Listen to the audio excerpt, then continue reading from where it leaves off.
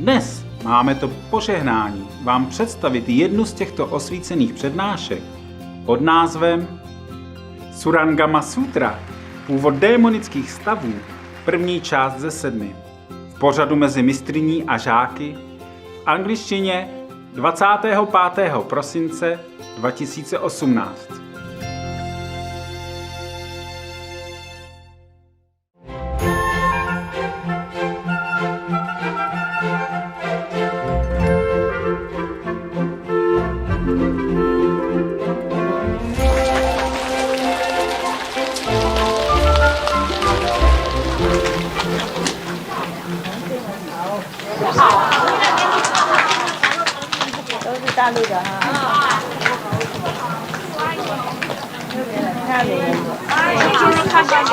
特别来看，因为呢是大陆，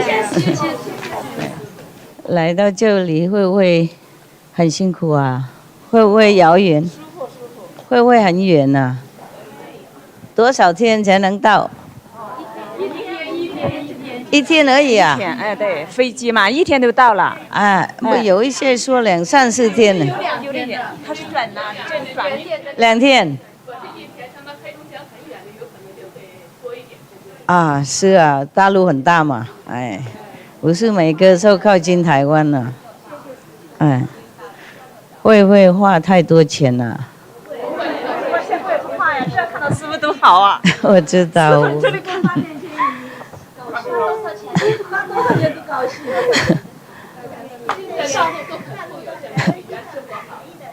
OK，我知道了，知道，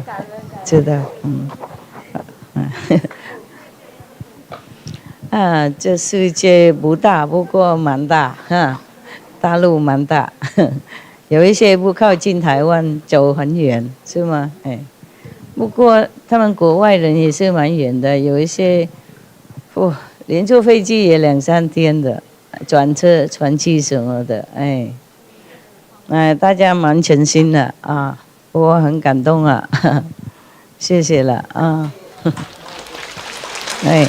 还好吗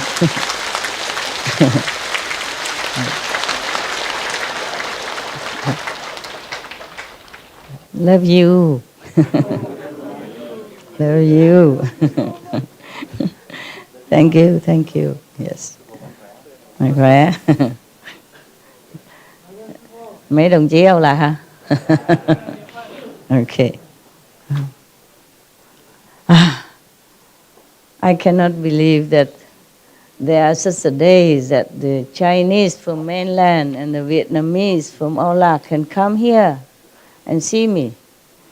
Yeah, I'm glad I still live to this day to see it. Upstairs also? Wow. Upstairs Vietnamese or who? Who are upstairs?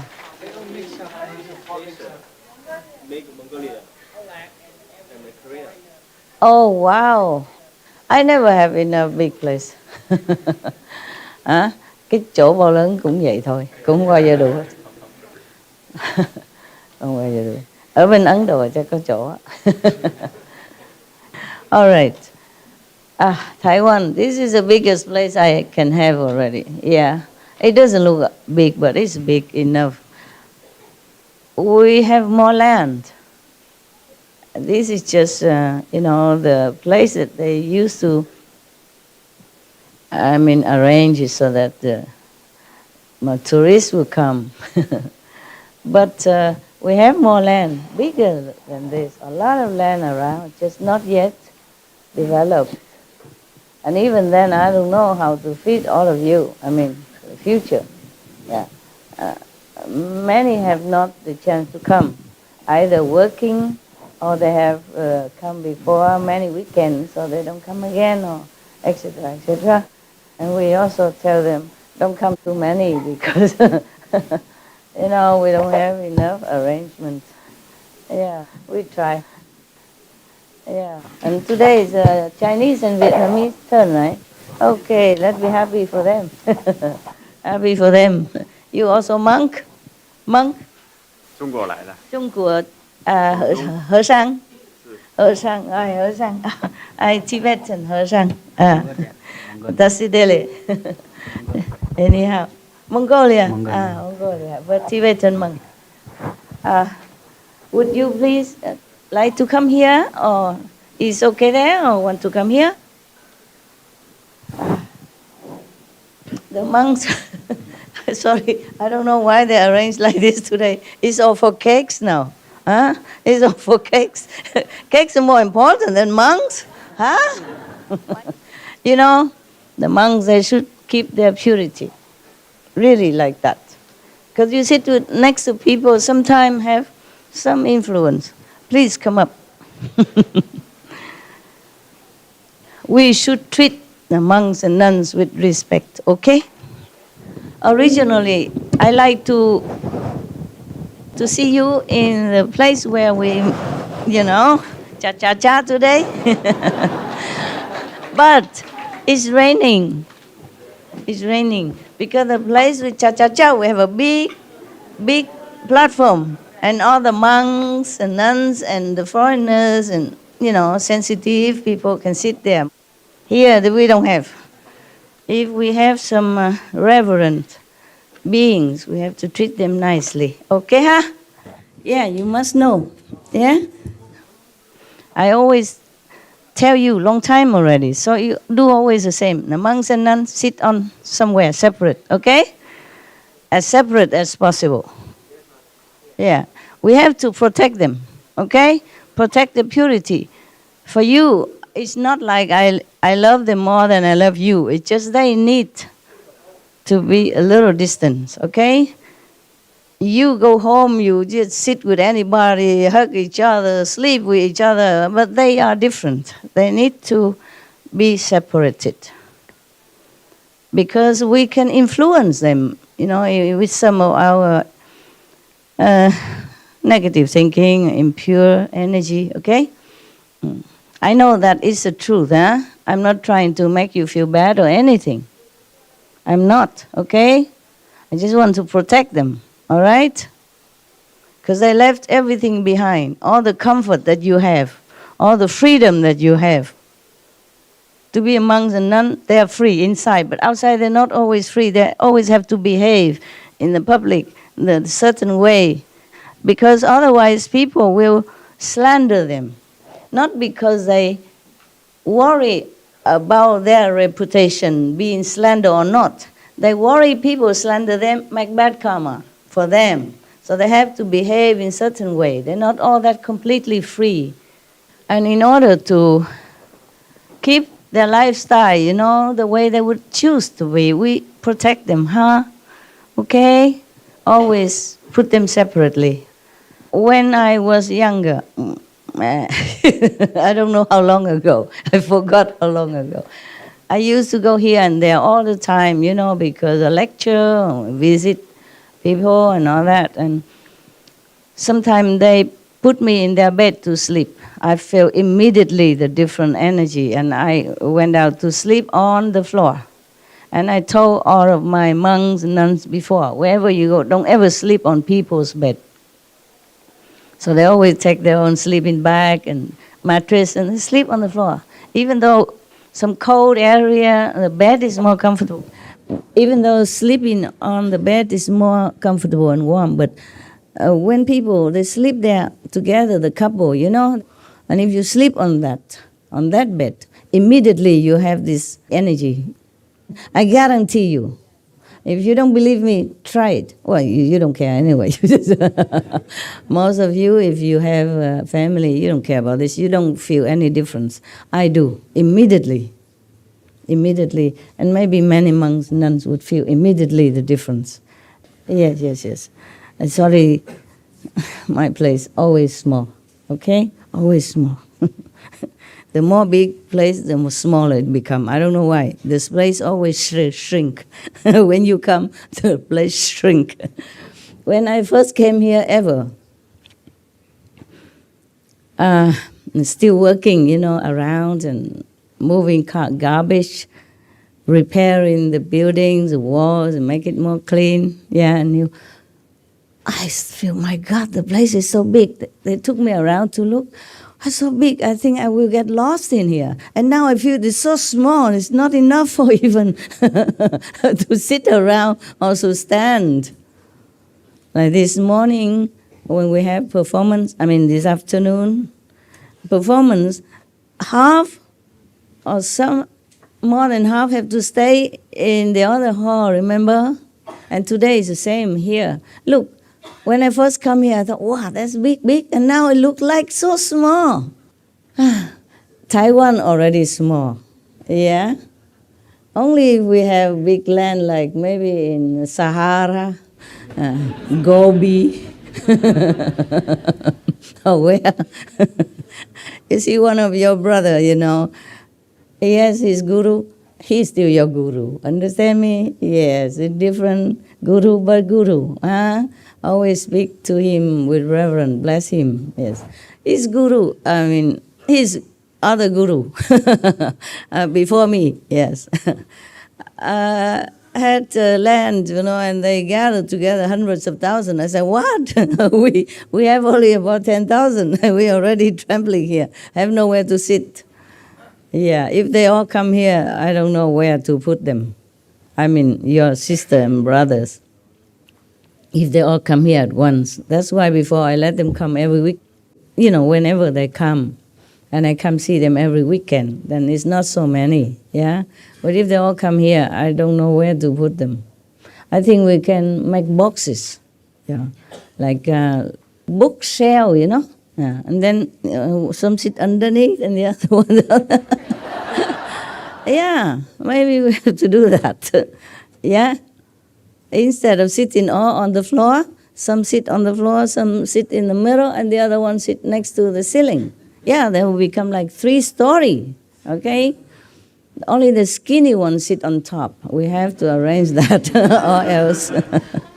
Or we make it more economized. The big and tough ones sit on the floor, and the other one sit on that shoulder, and the other one sit on the... We also make pyramid that way, brother. It's like your gurus. In India, they can do that. India is big, so big, so big. China also big. Taiwan, small. But their hearts are big. The Taiwanese people hearts are very big. Government free, yeah? Liberated. Okay, we talk about the Buddha, okay? Our mundane job already done. Wow. Okay, now remember I promised you to read about many kind of demons, yeah? Today nobody wear red hat and I do. Yesterday I forgot. So today I make amends. And then I'm almost the only one that wear hat. So it's all right. Have you ever seen such a guru so comical like me? So funny. When I was young, they already called me funny Buddha. I wasn't anywhere near Buddha. I don't know. I wasn't that funny either. They keep calling me that. Okay. Good. Oh, there's so many things the Buddha has warned people. The Buddha always emphasized the precepts, the moral conduct that even lay people should be aware and keep them if you don't want to fall into the 3 lowest categories of suffering, meaning hell, hungry ghost, and what?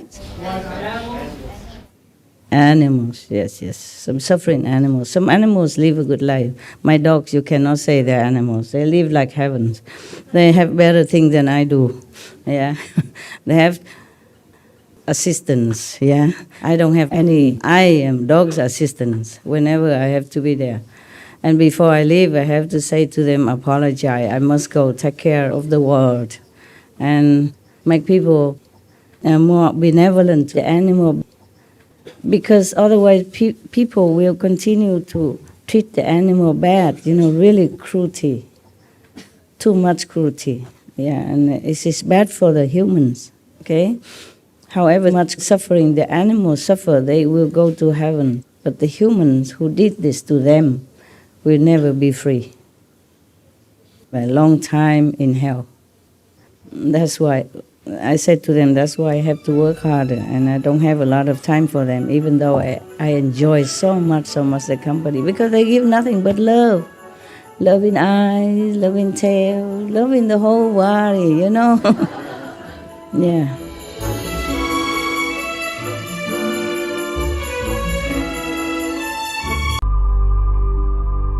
We should really thank the past masters, monks and nuns and scholars who have taken time to record the Buddha's teaching after the master's nirvana. And also for the past and present persons, lay or monks or nuns who have really dedicated themselves, sacrificed their time and precious health or under any difficult situation to translate this so that I can read it to you. And we have to thank them. And may they be blessed forever by all the Buddhas, past, present, and future. May their merit be immense. May they be liberated forever. Thank you.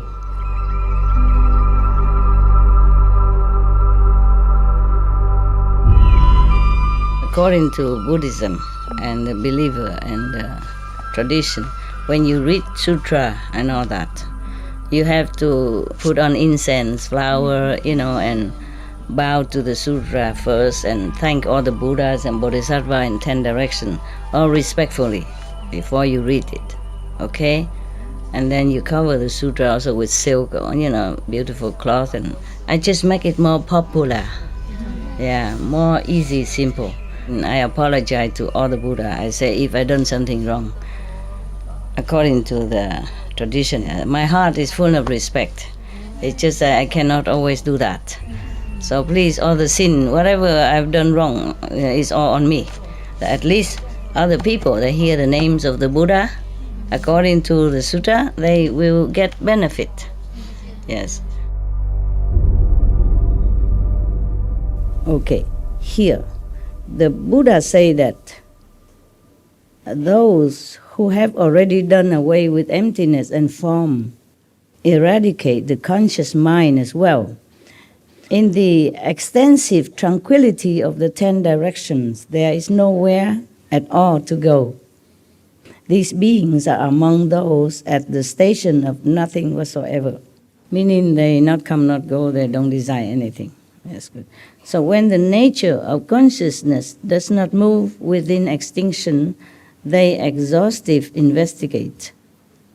Within the endless, they discern the end of nature. It is as if it were there and yet not there, as if it were ended and yet not ended. They are among those at the station of neither thought nor non-thought. I mean, they are practitioners. Go stepwise, yeah? This is the higher step than the step before. Yeah. These beings dwell exhaustively into emptiness, but never fathom the principle of emptiness. Go from heaven of no return down this road, which is a dead end to sagehood. They are among those known as Do Arhats, who do not turn their minds around, just like those in the heaven of no thought and the heavens of externalists, who become engrossed in emptiness and do not want to come back. These beings are confused, prone to outflows and ignorant. They will accordingly enter the cycle of rebirth again. Before that, the Buddha said that if you don't keep those precepts, etc., then although you have some fruit of the samadhi and meditation, you will not really become Buddha. Yes, you might enter in some stage like mentioned, but cannot truly become Buddha. Okay? Yes. So they will go from one state after another like that, but still they must take care. Because the Buddha say like this, if you do not have truly not the renunciation outside, but inside, not truly understand the truth, then still have to go back to rebirth in this physical world again. So Ananda, each and every being in all these heavens is ordinary. They are still answerable to their karmic retribution. When they have answered for their debts, they must once again enter rebirth. The lords of these heavens, however, are all bodhisattvas who roam in samadhi. They gradually progress in their practice and make transference to the way cultivated by all sages. The citizens of this heaven, apart from the lords of this heaven, the kings of this heaven, they are already bodhisattva, stationed, fixed. But these people who meditate and enter some samadhi of emptiness and be attached to that, they still not reach the ultimate goal. And they have to come back and they have to be responsible for their karmic debt, just like us even. Yes. Therefore, heaven is not the ultimate end. It is nirvana, okay? It's the best, meaning the highest level of sainthood. The Sakhan level, they call that area, the 5th level, at least. But you will not go to the 5th level. Some other master did not want to take you to their place. So I might take you another place, above 5th level.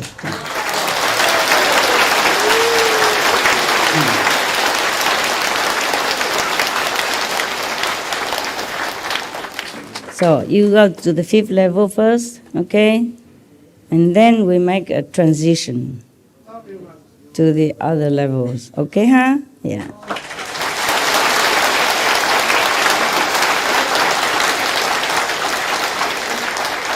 Because you still have to go through there. You know, it's like a highway. It's like a highway you must go through. And then you go home. Huh? Turn left or turn right. Because you cannot go back to the original world, because these original world beings, they're already original. They have never been contaminated anywhere. They have no ego, have no traces of mundane or shadow worlds. You have been already. So we have another created heavens for this kind of people.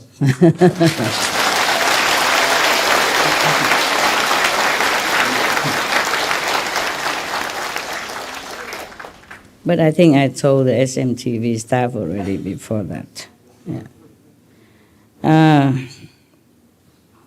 Because I told them no other master wanted you, so they were very sad. I said, no, but it's a different, we have another place.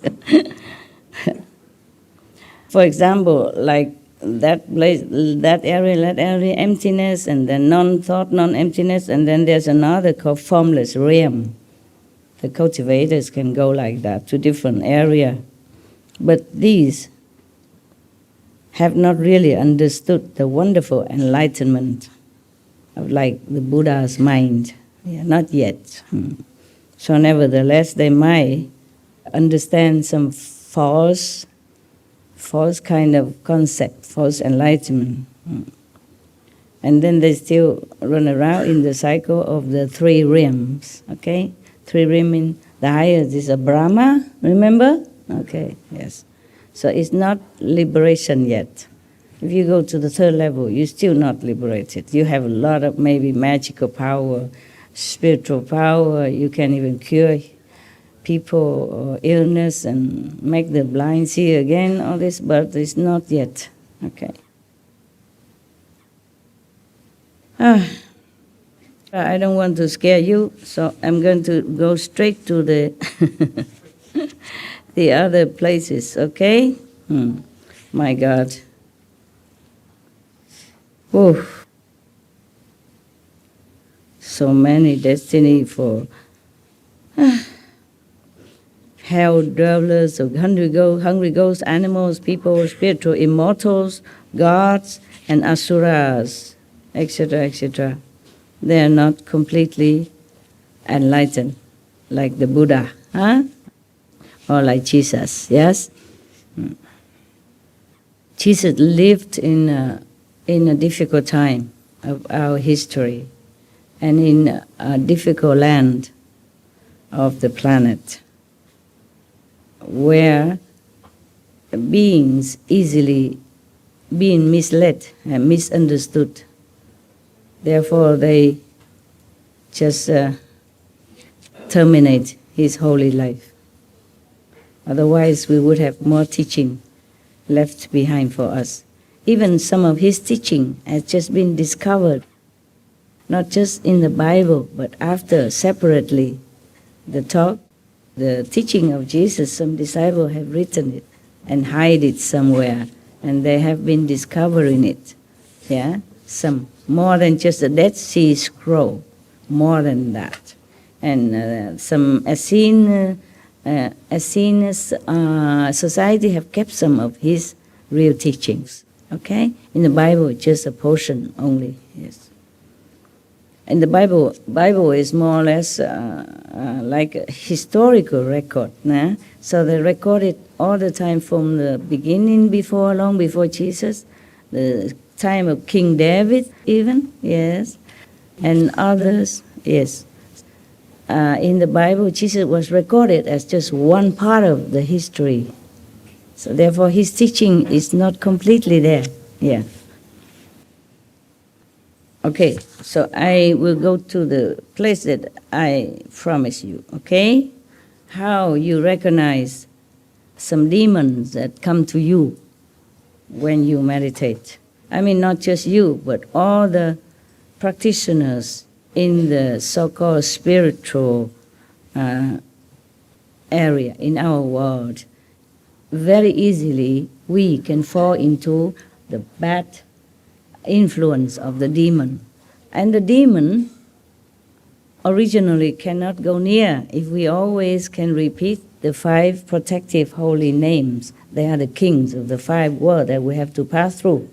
It's a highway. You can't avoid these 5 worlds if you want to go anywhere. Even the master must also go through the 5 worlds in order to go home, okay? Or to go down, come down, okay? Right. Therefore, in the course of our practice, we have to be aware of different demons who always try to make the practitioner go astray, because they don't like anybody to become holy or free. The Maya, king of illusion, always dispatch some of his subordinates to come and bother the practitioner. Now, even the Buddha says so.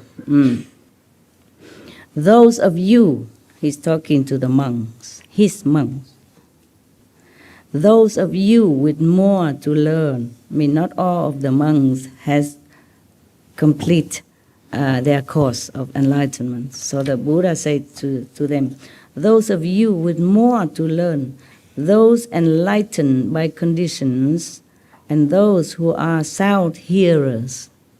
What sound hearers? It cannot be like you hear in the beep beep of the car, or Buddha mentioned the, hearing the music sound, or karaoke, or cha-cha-cha even, no? Could it be those sound? No. Sound hearers, what is that then? The guaning, the inside sound, yes. Because the Buddha also said that if you rely on sound and you rely on brightness, you cannot find Buddha. Sound means the outside noise and all kind of distraction. Yes? You cannot find the Buddha. Or just chanting or doing something like that, then you cannot find the Buddha.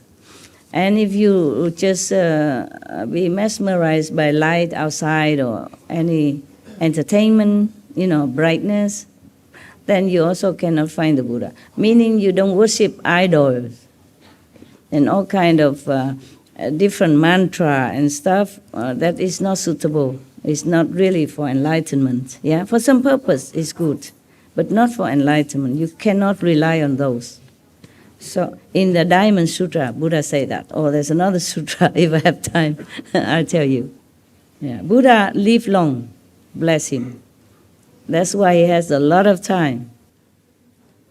to tell his disciples all kind of wonders beyond this world. Yeah, and that's why we have a lot of treasure here to inherit. We have to really thank the Buddha and all the Arhats, the Bodhisattva.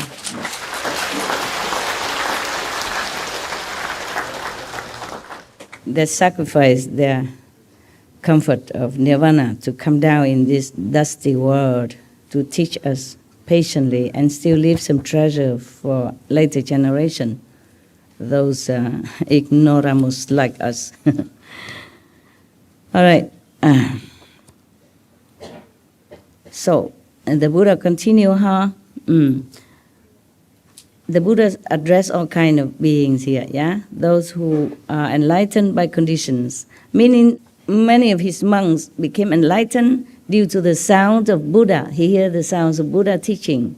And other being enlightened by entering the body of water. And other are enlightened by some fragrant smell. Other are enlightened by touch, yeah, by touch.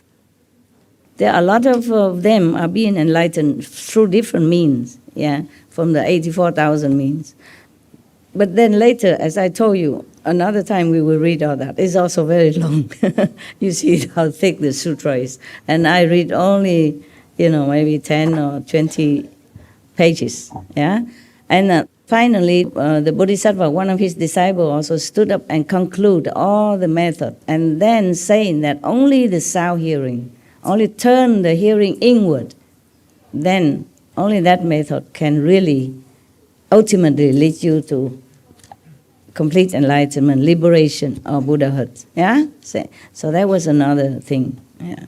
But Buddha mentioned that sound hearing, turn inward to hear the sound inside, in different sutras, not just this one. Yeah? Just this one is very compact. Not only what method is the best, the most reliable, yeah, but also Buddha tell you the precepts you have to keep, yes, and also the Buddha tell you what kind of demons are always lurking around true practitioners trying to lead him astray, if you allow him by your thought. If you think something, if you want something, if you delude yourself, for example, by thinking that you are complete enlightened already, pronounce that, then such and such demon will come. Okay? Now we will see which demon come to whom and why. Yeah? And how we can avoid it. Okay? So it's very important for you, even if you're not Buddhist. These information are very rare to find. Not every monk even know this sutra. Okay? Yes. And this is not translated in all languages. And not everyone really want to study so deeply like that. Some think just to shave the head, wear the monk's robe, and every day just be a good person, good monk, then it's good enough, okay? But it's also good. In that case, also good, yes. Any monk who is taking care of himself, protect his moral conduct, is already very good for the society, yeah? At least he is not harmful to anyone, okay. But if he is enlightened, then it's also better for those who come and trust him, make offering to him, or relying on him for more spiritual knowledge. It would be better if he became enlightened. Then he will not lead those people, believers, into a wrong path. Yeah? Even without bad intention. And then if with bad intention for fame and profit, then it is bad, bad, bad, bad. Very bad. In Vietnam we say the robe doesn't make you become a monk. It is like that, because of that, okay? Yeah. And in the Buddha time, there was one lay person. He's very, very learned, very enlightened. So many monks fear him. Vimalakirti, his name. Okay. Just to tell you all that so that you also can feel comforted that because you're not a monk, okay? Just be moderate in your life, okay? Keep yourself pure as possible, like a lotus in the mud, without reeking of the mud, huh? Know yourself, your weakness, your strength. Always try to be vigilant. Take care, protect yourself, okay? Because you are the only one you can rely on. Master can protect you, can guide you, but you have to follow it. Like an English teacher, keep teaching you, but you come home, you don't do your homework, you don't speak one word. How are you? Then how you think that you are the English student? Huh? No matter how highly educated your English teacher, how diligent he is to teach you, useless. It's you. You are the one who have to, make yourself erudite. Yeah? Okay? By following the teacher advice and teaching. Okay. So the Buddha said, I am the finger that point to the moon. But I'm not the moon. Got that? Follow my finger, you see the moon. Okay? Yes. Even though Buddha have told his disciples that anyone who worship the Buddha or his monks, good, truly enlightened monk, will have immense merit, yeah, and also might get enlightenment and become Buddha gradually also. Even just light incense or light a light to worship the Buddha in front of his statues, etc. Always have a lot of merit. Okay, even then. But that doesn't mean Buddha really seek recognition or reverence. This is a misunderstanding if you think the Buddha teach people to bow to him, prostrate to him. They do it by themselves. In India, there's a tradition. You touch your teacher's ground where he walked, or on his feet, and, the show of reverence, utmost reverence. But some do that to their parents also, okay? Anyway, so the Buddha never seek recognition or encourage people to bow to him. He just speaks the truth, okay? That you do this, you do that, you worship the Buddha, you have merit. And that is the truth. Yes, because you're connected with his inner enlightenment, then he will share some with you automatically. Huh? Okay, just like that. Not because Buddha need any reverence or worship. No. If he need fame and profit, he would have stayed a prince. That's logic, right? And become a king. Then he has everything. He already had everything before he left home. So you cannot say he wants a fame, profit, money, or any such a thing anymore. Yeah. Same with many other masters. Same with the Lord Mahavira. Same Guru Nanak Dev Ji, Krishna, and etc. Okay, Prophet Muhammad, peace be upon him. For example, like that. They don't care. Okay.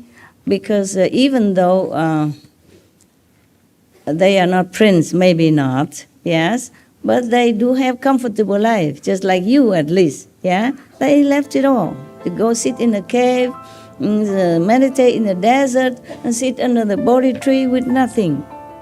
Don't know if tomorrow they have anybody bring food or not, no. Jesus Christ, he also went to the desert 40 more days with nothing with him. They didn't have to do that. They have a good family life, okay? Don't have to. So these masters, they truly forsake everything to get enlightenment in order to help humankind.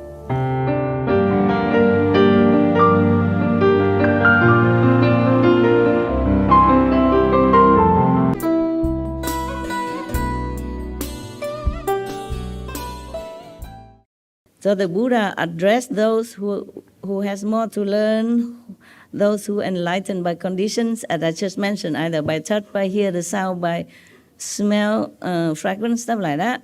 And those who are sound hearers have now turned your mind to pursue enlightenment, attainment of supreme Buddhi, the unsurpassed, wonderful enlightenment.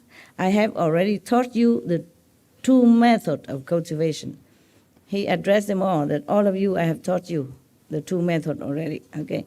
So now, but you still are not aware of the subtle, demonic events that can occur when you cultivate samatha and vipassana. Yeah, different meditation. Maybe cultivating the light and sound even. Even in the presence of the living Buddha, powerful Buddha, every day with him even, these monks, and still could be prone to this demonic influence. So the Buddha say, if you cannot recognize a demonic state when it appears, it is because the cleansing of your mind has not been proper. Scare you or not? The monks renounce everything, every day with the Buddha, still could be prone to demonic problems. Therefore, I do not blame you. Just don't always boast that you have attained number 6, number 7. There are no such thing, okay? I know you cannot. I just know it, okay? So no need to tell me anything. 6, 7, 8, only those saints who came from there then can go back. None of you are. I am so sorry, okay? If you are, I don't have to sit here. I go sleep. Eat chocolate, whatever, yeah. Before coming here, after seeing the performance, and I came home feel tired. I did not eat anything until then. Until after the end of the performance, I came back. I still did not feel like eating. But I thought I better take something before it's too late, yeah? But I didn't enjoy any food. I didn't feel like wanting to eat and no taste. I feel tired. I want to sleep. Really, I wanted to sleep or meditate, my sleep, my different sleep.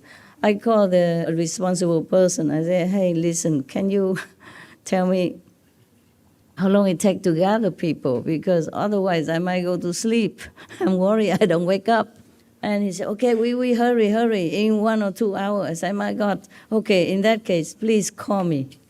Wake me up in case I oversleep.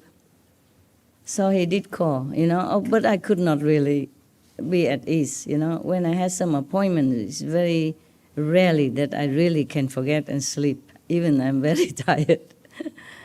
And everything is new here. My mobile phone is too modern. I don't know how to set an alarm clock on it.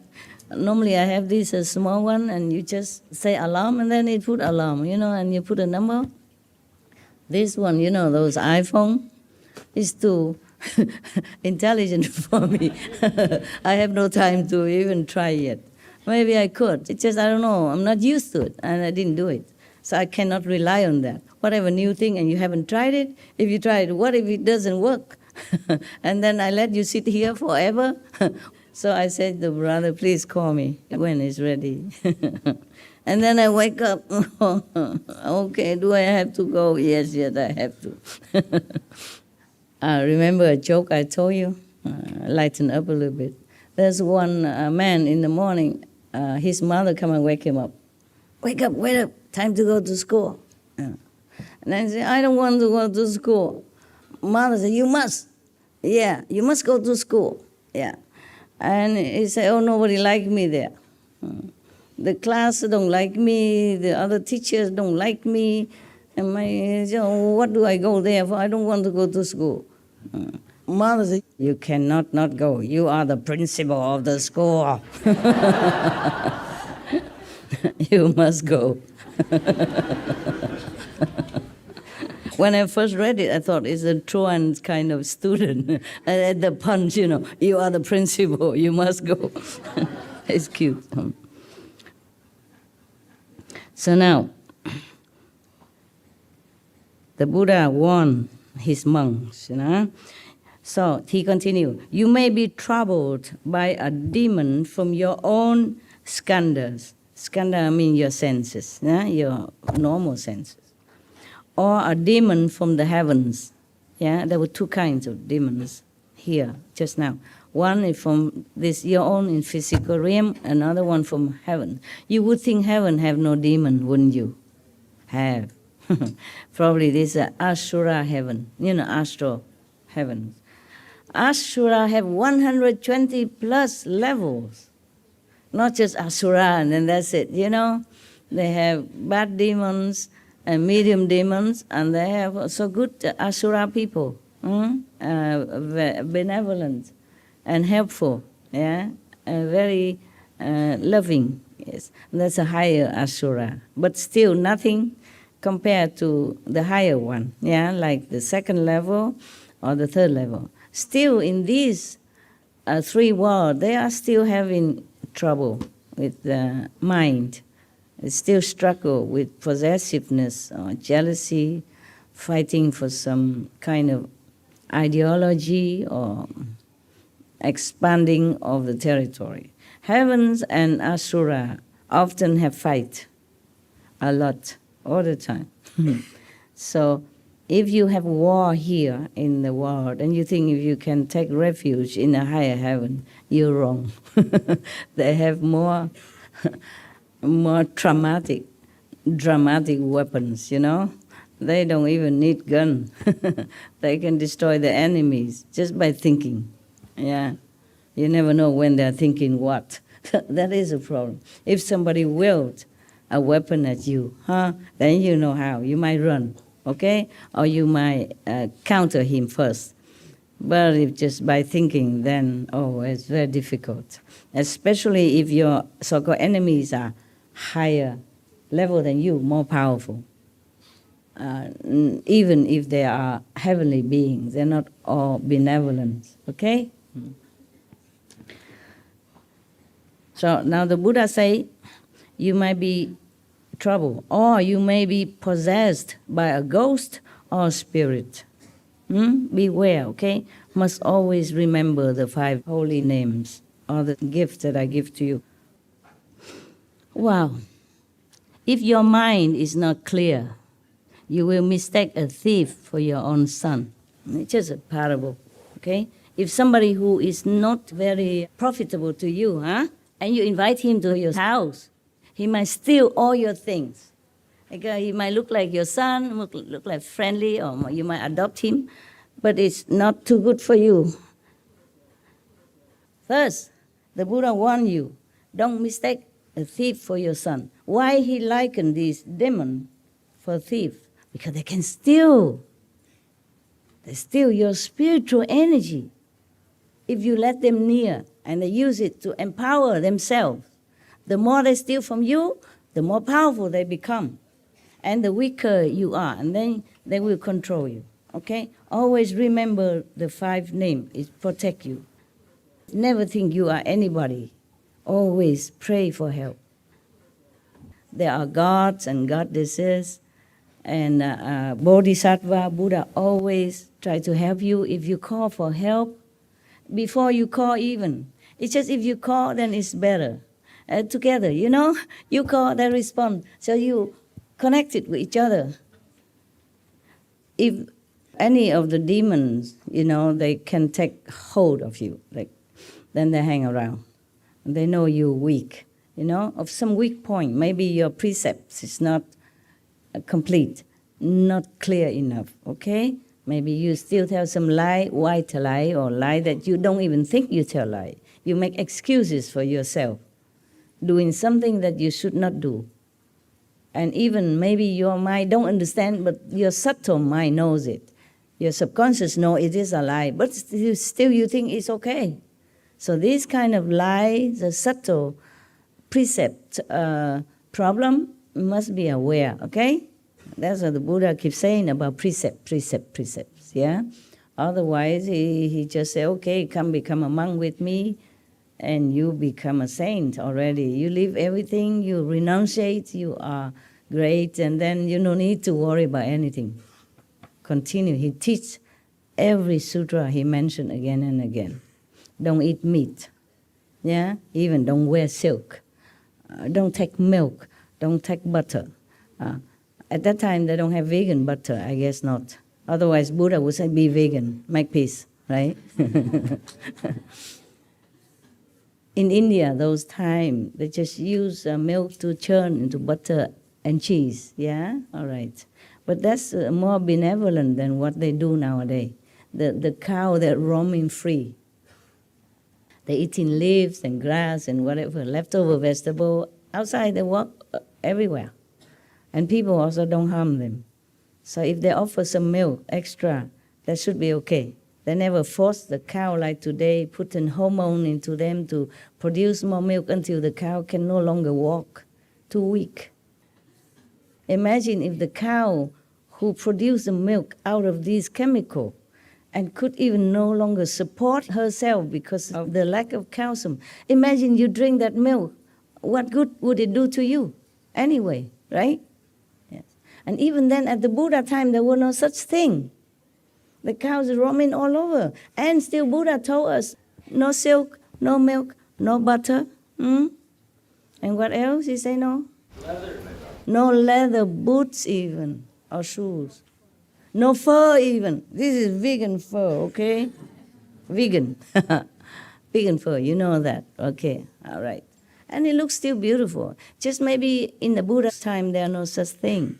So Buddha cannot advise people, okay, take vegan butter, take vegan cheese, take vegan fur, okay? At that time, no such development of invention of clothing or kind of leather wear, you know?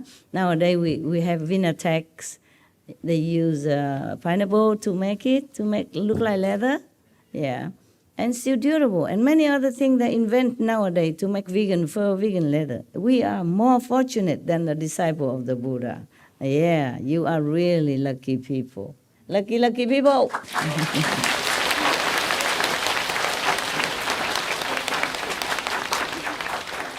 So nowadays, if we cannot avoid milk, or butter, or fur, or leather, we are really too weak. Yeah. We should appreciate our fortune, that we have everything at our fingertips nowadays. Yeah.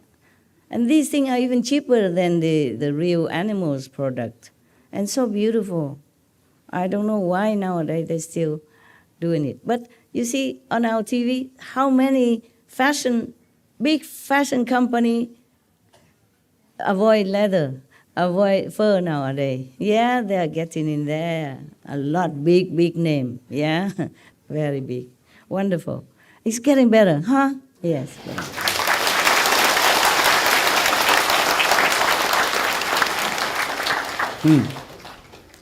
Okay. The Buddha continues say, see, we have two kind of demons even. One is under the heaven and one is in heaven. Oh my God. It's bad enough to deal with the ghosts in our world already. Have to deal with heavenly ghosts even. Heavenly demon. Oh God. Yeah, the Buddha was truly a wise teacher, huh? At that time, the cows are already treated like benevolently like that. The Buddha still tell them, don't do it. Don't take from the animals so that you can be more liberated. Not to talk about nowadays, people confine cows or pig, whatever, in a very small quarter. They could not even turn around. And many more cruel things they do. Even more so nowadays, we should avoid all of them. In the Buddha time, it was very good already. Benevolent way of life and treatment to the cow already. Still Buddha say don't. Huh? What about now? You see what I mean? Least of all now. Yeah, if everyone in the world read all this sutra, they probably turn around. So the Buddha say, you may even be possessed by a ghost or a spirit, or you may encounter a lead ghost or a May ghost. It's different kind of ghost, okay? Yes. Too many ghosts, I don't know what category, so just a ghost. I mean, it's not a human, not a diva. Now, if your mind is not clear, you will mistake a thief for your own son. That's it, okay? You see, when we meditate, after initiation, we might see some light, hear some good sound, we feel something, and we ask the name, you hear anything just now? No, don't hear. Did you see any? Nothing. So we feel, oh, we are saints with something. The neighbor don't hear nothing. My classmates see nothing. I see something. Yeah? Even if you see master come to your house, it's also nothing. Okay?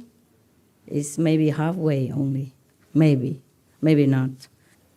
The Buddha say you may feel satisfied. Yeah. Even just as from small accomplishment, like the unlearned bhikkhus who reach the fourth dhyana and claimed that he had realized sagehood. Some monk, maybe he meditate and then he attained some level, 4 levels something, and then he feel like he's already become a saint, yeah? Probably one of his disciples are like that. One of his monk has boasted, okay, I have attained 6, 7, 8 level, you understand? So the Buddha say in general like that, but there must have been some monks who has not realized the complete enlightenment, but thought he had. So the Buddha warned them all in general. When his celestial reward ended and the signs of decay appeared, he slandered our hardship as being subject to birth and death, and thus he fell into the Avicii hell. You see, he was too happy with his little attainment, and then he thought he attained a hardship already.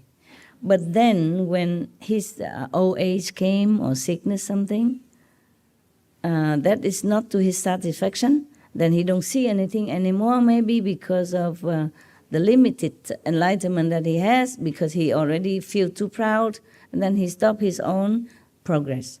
And then at that time, instead of feeling regretful or feeling ashamed, he blamed the sainthood for no good.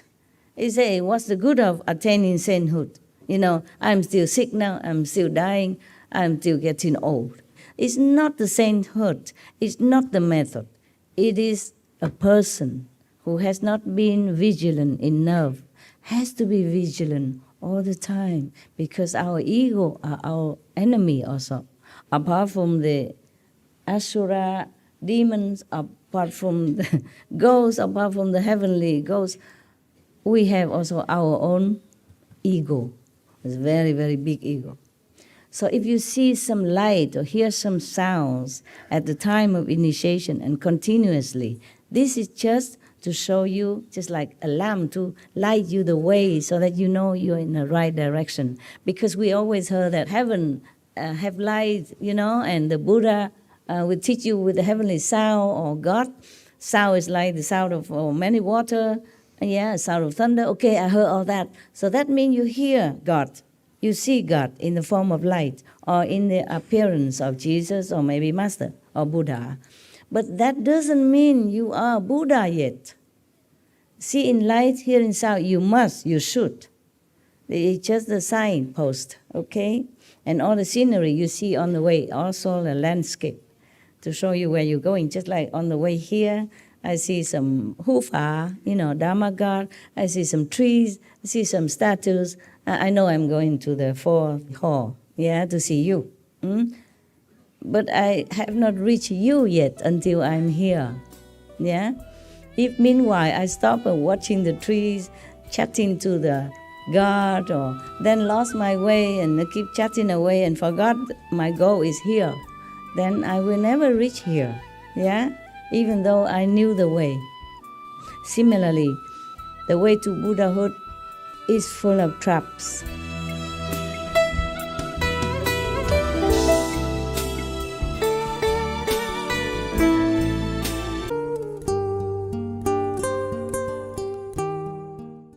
The Buddha say, I point the way, I point to the moon, but I am not the moon, so you follow the finger, see the moon, okay? Now, so if he fall into the Avicii hell, that is terrible. That is a relentless hell. It don't give you any tea break. Remember the story I told you? There's some hell has some tea break, some coffee break. There was one person who didn't do any good thing in life, did some bad thing, not too that bad. So he died, he went to hell. I told you this story already. And then, because he is not all that wicked and evil, so he has a choice. He can choose his own hell. So he went here and there. He said, this hell, they're boiling people in oil. This one, they're chopping people alive. That hell, they're crushing people again and again. And you feel all the pain and suffering, but you cannot stop. And you cannot die. In this world, even if you are punished or you are killed, you die. At least you escape from that. But in that kind of hell, in hell you don't die. You continue to suffer forever. That is called Avicii hell, relentless. That one did non-stop. Okay, so that guy, he went to see so many hell and he said, oh no, this is terrible, that's terrible, terrible. And then he went to the last hell, he saw people standing in filthy pit, with excrement in it. But they're standing there half up to their waist and drinking coffee or tea. Yeah. And he said, okay, this one not bad, at least I can drink coffee and tea. Standing in a field is bad, but okay, can drink tea. Okay, so he said, okay, I stay here. And after he said that, and the bell ring, the devil say to everybody in the filthy pit, okay, tea break over, turn your head back upside down.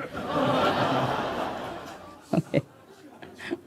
It sounds funny, but don't get there, huh? Mm-hmm. But that is not Avicii hell. Avicii hell is relentless, never stop, and it's all kind of punishment, suffering, and pain forever. Yeah? Like the story I told you about somebody who been killing chicken to make food, and then he repented very sincerely, and the hell make him swallow burning coals, remember? But that was because he already repented. And he is allowed to take that punishment to cleanse his sins immediately, and then he can go back and begin his life anew and can practice spiritually, can be pardoned. But if it's not for the Bodhisattva, Kuan Yin Bodhisattva intervene, he would not get off so easily like that, not just by swallowing this hot, burning, suffering cold, but he has to suffer longer, longer, and have no chance to meet any master or bodhisattva to redeem and to be a practitioner. So the Buddha continued, you should pay attention. I will now explain this for you in detail. How compassionate is the Buddha? How patient? I don't know if I have that much patience like the Buddha. But of course he's a man, the more stressful, the more work, the more tough. Formerly, when the matriarch system was still in full gear, the men, of course, do all the heavy job and stressful job. Women are the director of the company, group, or house. Yes, she's a brain, a think tank. Nowadays, we have more and more women in the political arena. Arabian even now have more women in their parliament or in their government. You see that? Before, no, taboo. India has a female president. Oh, I was surprised all the time. India maybe, but this Arabian country, women go out, have to cover. I have to have a company of a man. And now they go into politics. Appointed, invited to even. Incredible change in our world, huh? So much change. I'm so happy. Yeah. Thank God. Thank God. Thank Buddha for blessing our world. Please give us more blessing as much as we can take it. Buddha and God would have blessed us more, but we can't take it. The people in this world is like infant, You cannot give too much good food. Slowly. Slowly. I wish it could be done like yesterday, but it's doing fine, yeah. Now, Ananda stood up, and with the others in the assembly who had more to learn still, meaning they're not completely awakened without learning. They still need to learn. Yeah. Bow joyfully. They quiet themselves in order to listen to the compassionate instruction. The Buddha told Ananda and the whole assembly, thus, you should know that the 12 categories of beings in this world of our flaws are endowed with wonderfully bright fundamental enlightenment. What do you mean our flaws? You mean defects, yeah? Not perfect. So that means our flaws. So, translation, Yes, it's difficult to translate from Sanskrit already to Chinese. And it's more difficult to translate from Chinese to Vietnamese, and Vietnamese to English, and vice versa. So sometimes some of the lecture that air on TV, I have to look if I have time, because the translation are not always perfect, yeah? And sometimes even opposite. So if I have time, I always look, yeah? I normally did not look. I thought, the teaching of all the saints, it should be perfect already. I don't check. But sometimes accidentally I saw something, I said, oh no, then I have to check. You understand what I'm saying? Because the translation is not always correct, yes. The translators, they work hard. They try as best as they can to understand, and then in order to make us understand. But if they did not understand completely, then of course, they just did what they can, their best, yeah? Maybe just like word to word. The Buddha told Ananda, you should know, okay, so all people in this world are endowed with wonderfully bright fundamental enlightenment. Just like he say, all beings have Buddha nature inside. That's the same, okay? It's a different way of saying. Or like a saint or the Jesus say, the kingdom of God is within you. Yes. Or you are children of God. But it's not awakened, sleepy children of God. Yeah. Dormant Buddha. That is the problem. That's why the Buddha, Jesus, or the saint have to come down and shake us up. Wake up, wake up. So whenever a saint come, all the prediction make it so beautiful, like, a king so-and-so will come and will make the world wonderful and bright and new age, golden age, etc. And then we expect that, okay, when the Buddha come, wave a hand and the world become nirvana or Buddha's land. It's not like that. To their disciples, the world is a Buddha land. Okay? They cannot change the whole world, at least at those times. Therefore, when we see the prediction with how come? Yeah? They say so glorious thing about golden age when Jesus had appeared, Buddha came, and all that, as if the whole world would have become paradise. It is like that for their worthy disciples, for the worthy followers. That is their world. Yeah? The Buddha created that. Jesus created that. So his disciples live in that kind of blissful energy all the time, even with him or at home, anywhere in the society. So the Buddha say here the same, like all beings here have Buddha nature anyway, have inherent enlightenment and brightness. The enlightened perfect substance of the mind, which is not different from that of the Buddhas of the 10 directions. You have all that, what the Buddha have inside. Just sleepy inside, covered. It is a pity, no? Yes. Yeah, and it takes so long to reclaim it again.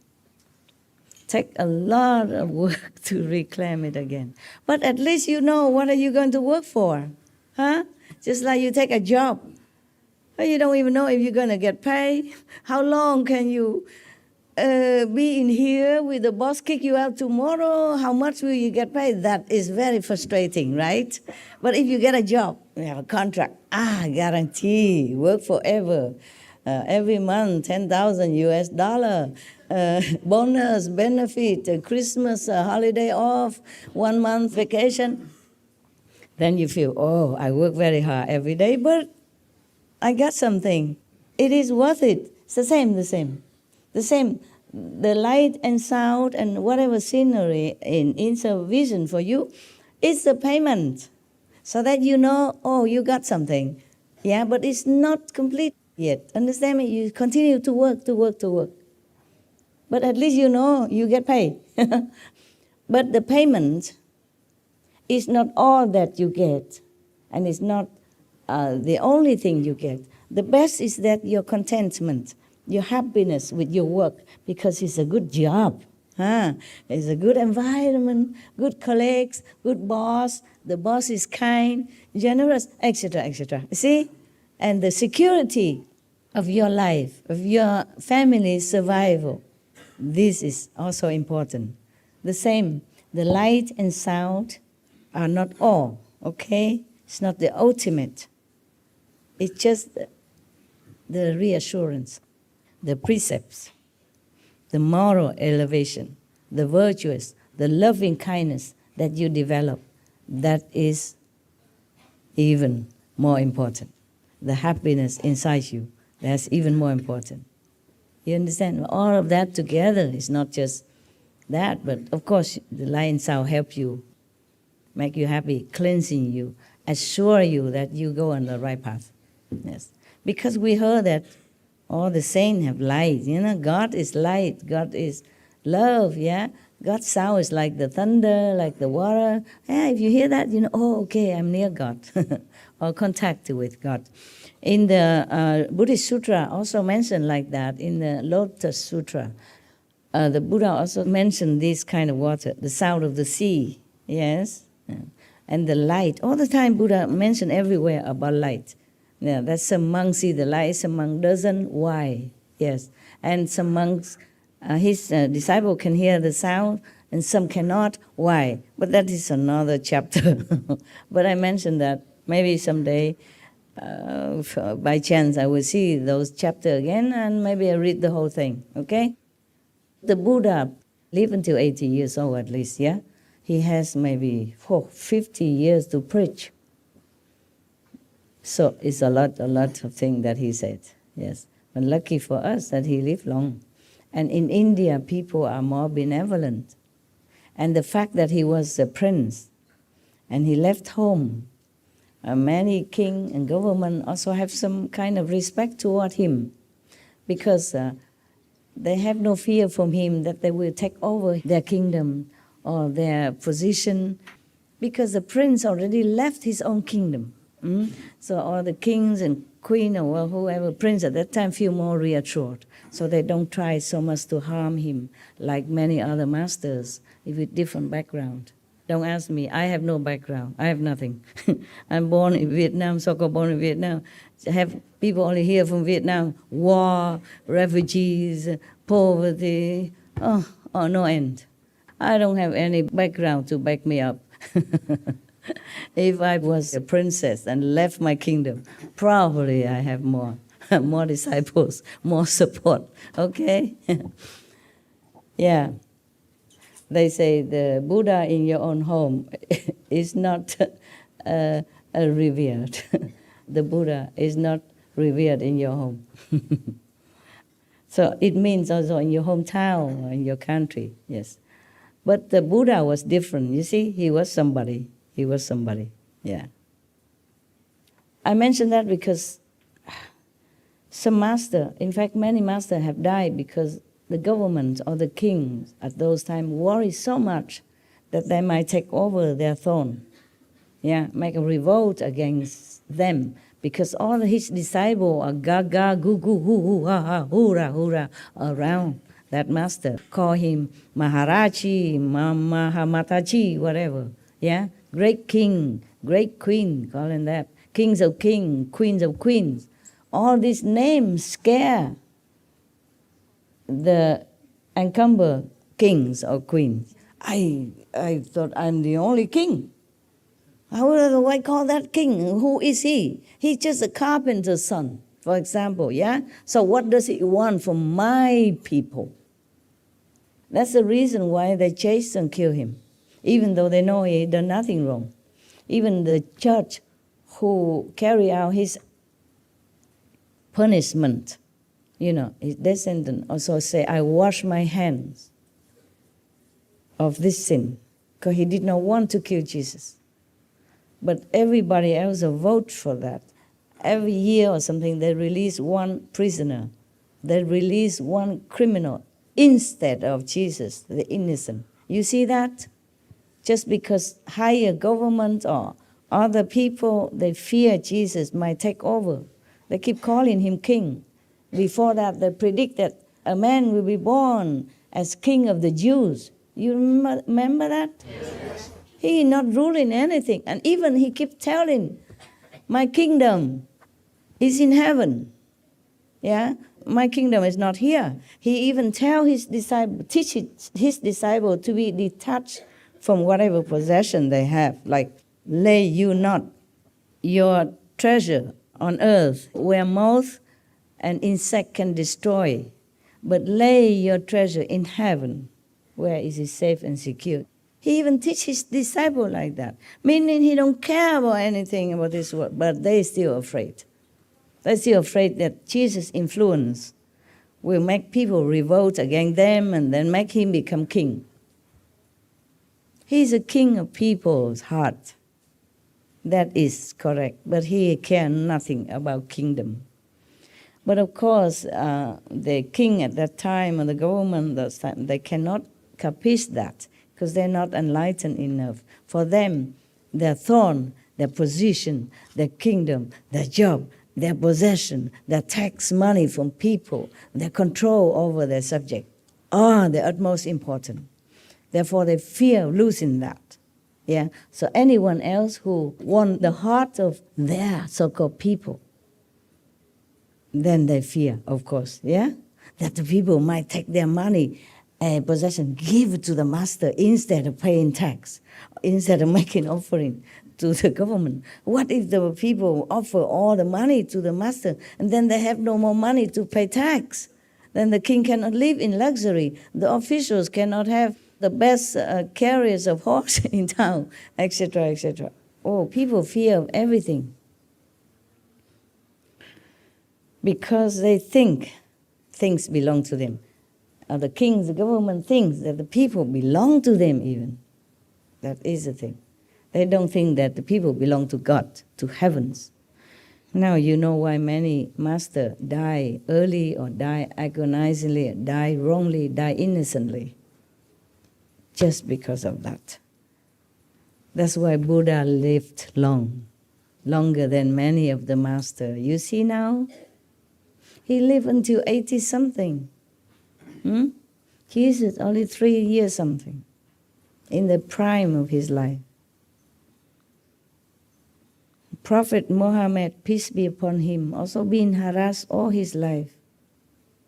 Other masters, the Sikh masters, also has been tortured, mentally, all their lives, physical also, and killed. For example, many other masters in the history of mankind die one way or another unnaturally, without guilt, without any crime, without any harm done to anybody, just because those who in power don't like what they say, sometimes, or worry that they may take over their kingdom or their possession or their position, etc. It's just all kind of thing like that. It's nonsense. It's really no ground because the master don't even care.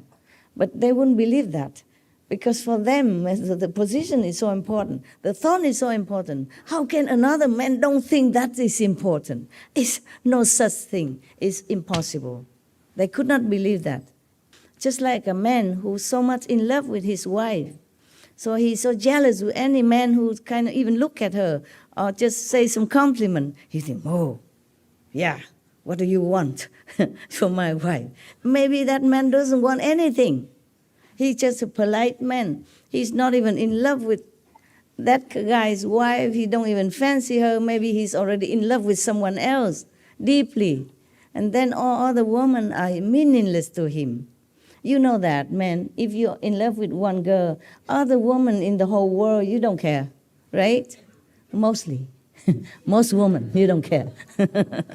But that man, he's too much possessive of his wife, my wife. So he would doubt any man who go near and blink at her or glance at her or say something nice to her.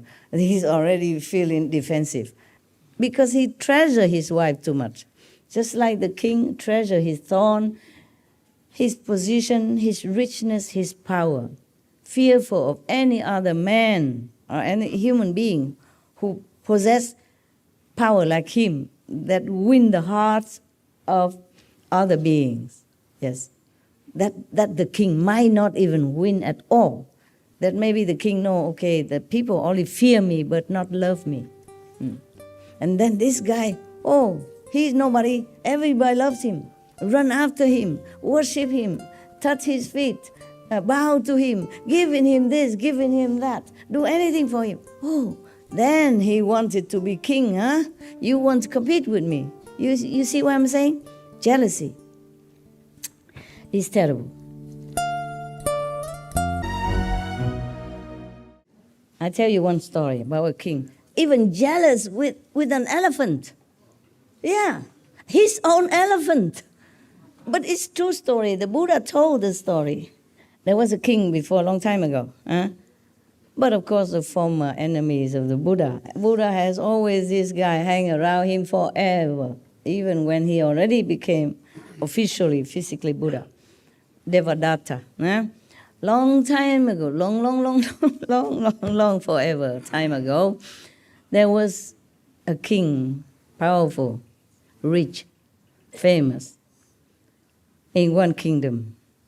He has a beautiful, white, pure, lovely, wonderful, dignified looking elephant. Yeah. Apart from everything else he has. Yeah, a white elephant is hard to find already. And beautiful, dignified as that. Yeah, and very well trained.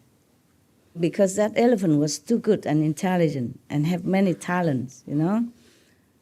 Oh, and then one time he heard people praising the elephant so much because the elephant was performing something. And they said, oh, wonderful elephant, beautiful elephant. Oh, we love this elephant. Oh, the king cannot bear. They should say that to me, not to my elephant. He's just an elephant. And it's mine even. Okay, he's so jealous. That's driven him crazy. So he called one time the elephant trainer, you know, and the elephant to some area, to a mountain. Said, today we go to the mountain. And then he asked the trainer, is this elephant well trained? And the trainer, of course, said, yes, of course he is, Your Majesty. He's the best in the whole country. No other elephant is better than this elephant. Yeah, you have the best, Your Majesty. Oh, but then the king is even boiling more with anger. Even his own official praised the elephant as well. So he said, okay, good. So you show it to me. Can he stand on one leg, two legs? Okay, make him stand on two legs. Okay, he does stand on two legs as the command of the trainer. Can he stand on one leg? Yes, he can stand on one leg. Fine. And then he make him go all the way on the top of the mountain and tell him, can he now stand on two front legs on top of the mountain? He's going to push the elephant down. So the trainer suddenly see the impression on the king's face. But of course the elephant still can do it, you know, because that elephant is too good. He was going to push him, but then the trainer was nearby or everybody watching, so he cannot do anything. So he said to the trainer, can your elephant even fly? Have you heard of flying elephant? Because if he doesn't, then he's a very bad elephant. He's not worthy to live. Yeah, force him to die. So the trainer knew the intention of the king, so he whispered into the ears of the elephant. He said, worthy celestial being, if you can, then you fly. Fly away from here because the king's going to kill you. You are in danger now. Use your power if you have. I know you are a special elephant. You're very best and you are very pure. If you can fly, just fly. But let me ride you. We both go to another worthy king, another kingdom. Go to Varanasi, for example. Yeah, there you will live, worthy of your talent and quality. So the elephant really flew into the sky with the trainer on him. And then just stopped there for a while. And the trainer talked to the king, talked down to the king, say, Your Majesty, this elephant is worthy for even the celestial king in heaven. He's so pure, devoted, talented, and holy even, pure. Yeah. And you are very stupid king, he said. You are not worthy to keep him. So we are going now. Goodbye. And then they fly to another king. And then when they went to that other kingdom, staying on the air, and the king and all the officials come down and look, and then the king asks, where you come from? How can the elephant fly? And the trainer explained all the situation and say, we think you are worthy king to own this, to have this elephant, to tonify more for your majesty and dignity. Therefore, we come here. If you accept, then we come down. The king said, oh, welcome, welcome. Oh, how lucky, how beautiful elephant, how wonderful. We are really would like to welcome you. So they landed. Even king, jealous with his own elephant. Huh? Just like I'm jealous with my dog. Imagine. Because the dog can speak English. And people praise him. Would I do that?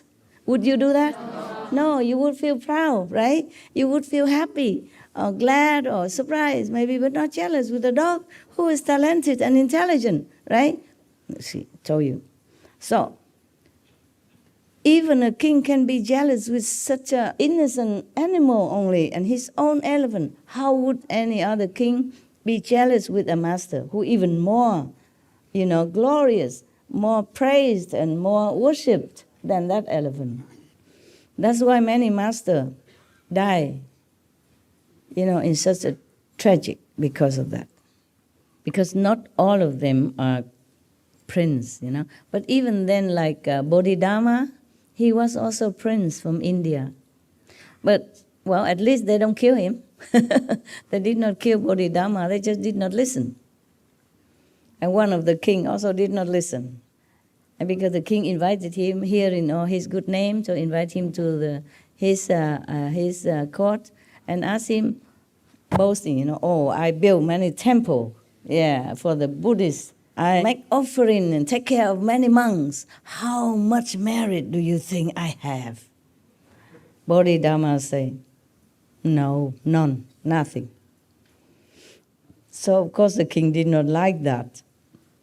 The king talk is in just a very normal way, egoistic way, in the very low level of understanding about karma, merit, and spiritual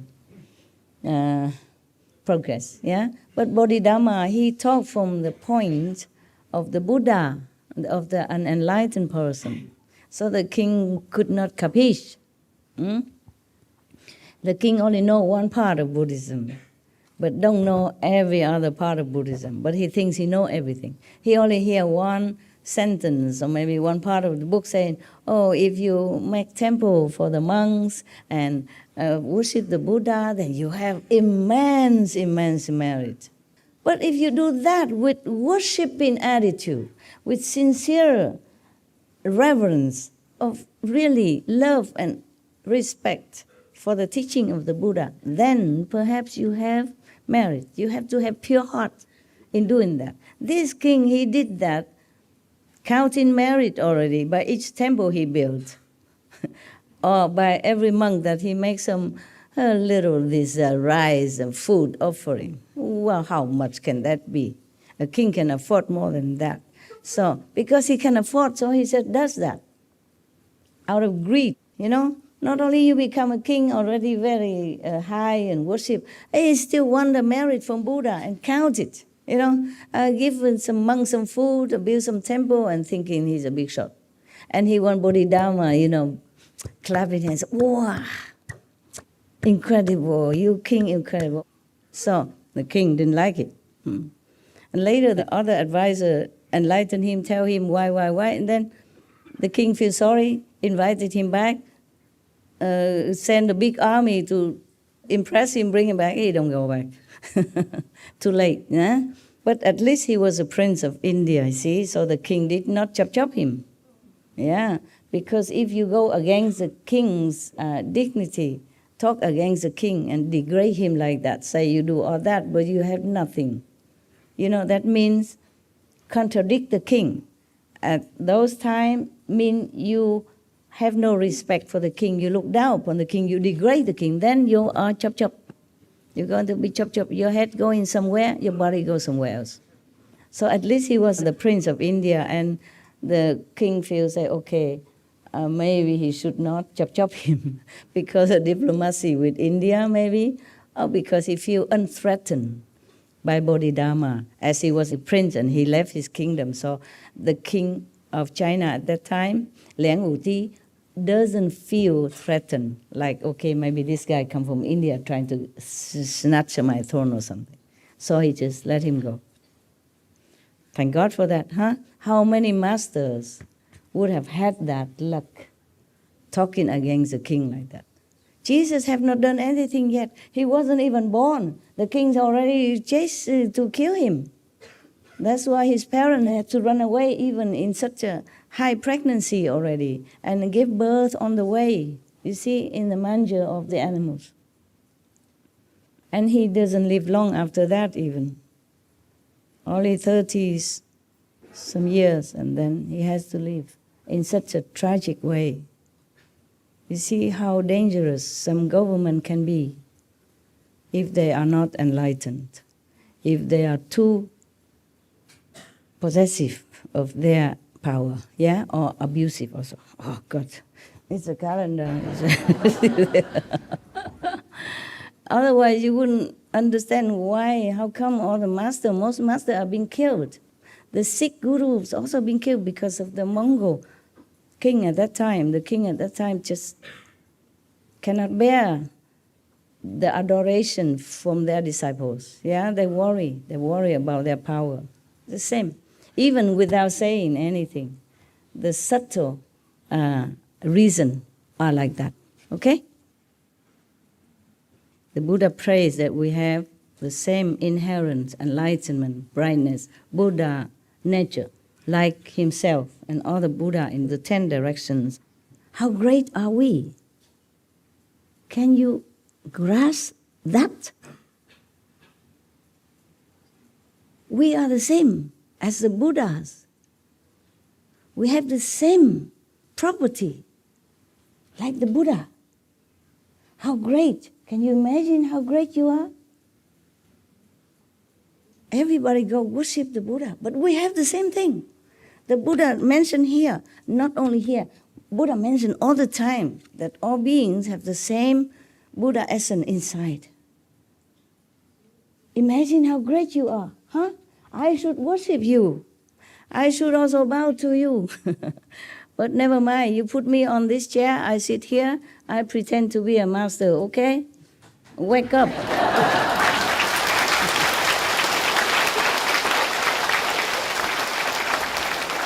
Wake up. Wake up. Remember, you are great. You are Buddha. Wake up, wake up. That's right.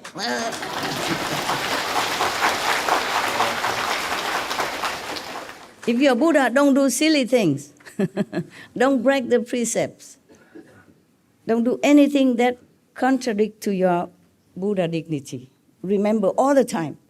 Remember all the time. Then even if you don't try to keep the precept, you are the precept. It's just like your nature. Like you have to breathe. And you forget that you're breathing. Your heart is beating, but you don't know that the heart is beating. That is, then you can tell me, Master, I'm a Buddha. Not 7, 8 level. I don't care what level. Remember, the Buddha say that you have exactly the same quality. Like all the Buddha is in the 10 directions, not just Sakyamuni Buddha only, but all the Buddhas, all the past, present, future Buddha, and everywhere in the whole universe are like you. My God, my God, so great you are. And Jesus say the same. You have God within you. The Holy Spirit is within you. Kingdom of God is within you. Then who are you? You are God, right? At least you are likened to God. How great can you be? How more great can you be? And look at all of us.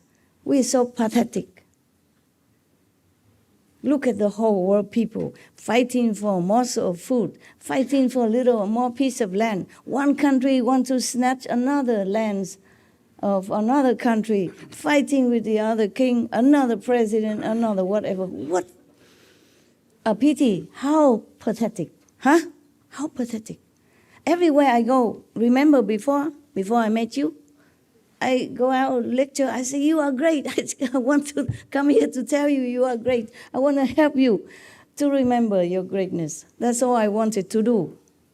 But of course I have obstruction, yeah? Yeah, because I say other things as well.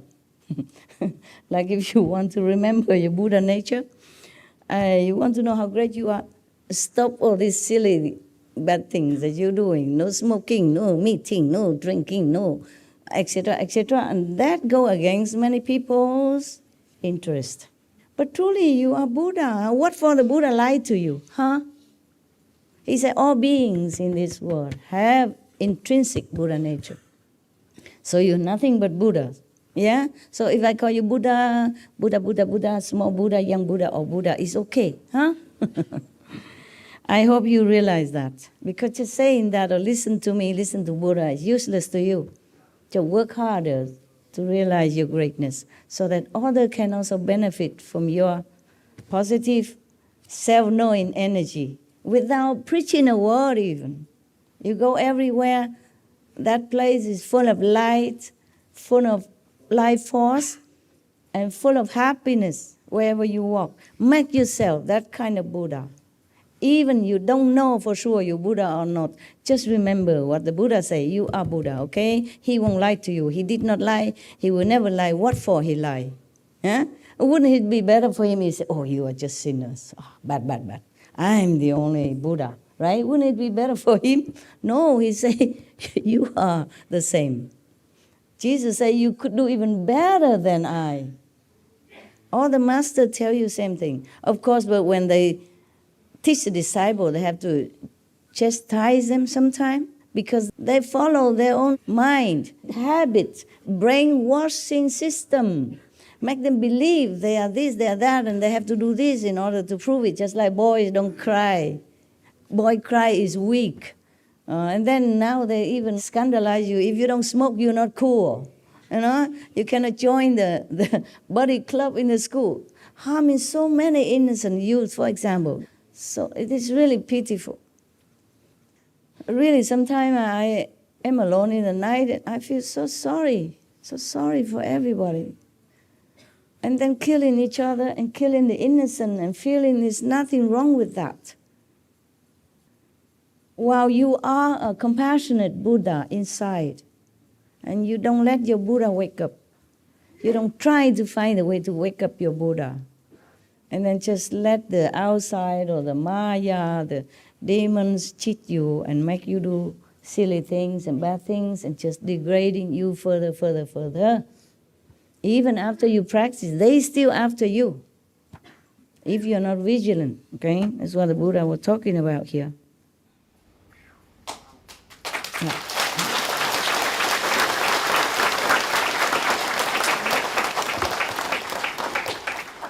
Why? Why we don't know we are Buddha?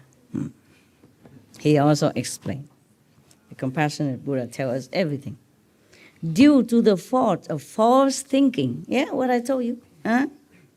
People teach you to do this, do that. Even just like boys don't cry. If the boy cry, he's sissy. Or woman like, or gay even. And, accusing you. All kind of things. You can cry as much as you want. Why not? It's natural of us to feel sad, to feel joy. When we're happy, we laugh. When we're sad, we cry. So what? Whose business? It's us, our emotion. We are made this way. When we cry, we don't harm anybody. When we laugh, we don't harm anybody. So why is that if you cry, you're weak? Okay? Why crying is reserved for us women only? You cry because something touched you. Something make you feel happy to tears.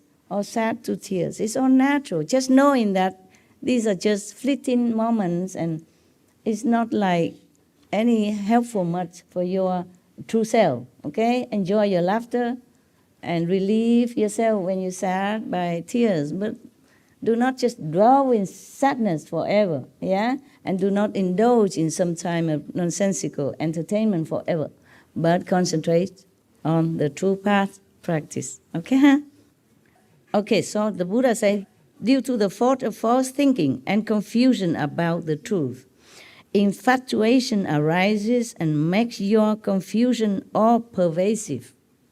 Consequently, an emptiness appears. Words come into being as that confusion is ceaselessly transformed.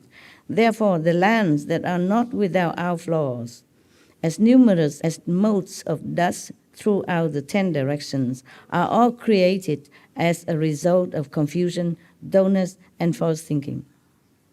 Imagine that. Except the Buddha's land, every country or even planet created which have thought, which is not perfect, are all from the false thinking of the beings. Then it spring all out. Therefore, all the countries, all the planets, except the Buddha's land, are full of imperfections and trouble, because it sprung out from false concept. That's what Buddha means. You should know, the Buddha talking, you should know that the space created in your mind is like a wisp of cloud that dots the vast sky. How much smaller must all the worlds within that space be? Okay. In your mind, sometimes because of your wishy-washy or sometimes you are not really awake while you meditate, you see something. But even then, compared to the reality, all this scenery inside are just like a speck of dust. Least of all, the other world outside, within that space, and all the so-called materialized worlds outside. It is all from the false thinking that everything comes out. The Buddha said, even if one person among you finds the truth and returns to the source, then all of space in the 10 directions is obliterated. How could the worlds within that space fail to be destroyed as well? Sometimes we meditate and we see that word. But then when we realize the truth, then all this scenery and false appearance disappear. So the Buddha asked, how can this illusionary world not be destroyed? It's the same, it's all illusion. If you realize the truth, all this kind of falseness within you will be destroyed. The same with all the world within the 3 worlds, yeah? I mean up to the Brahma. How can that be forever? The Buddha meaning that one day all this will be destroyed. Once you realize the truth, there's nothing but only the real worlds will rest with you.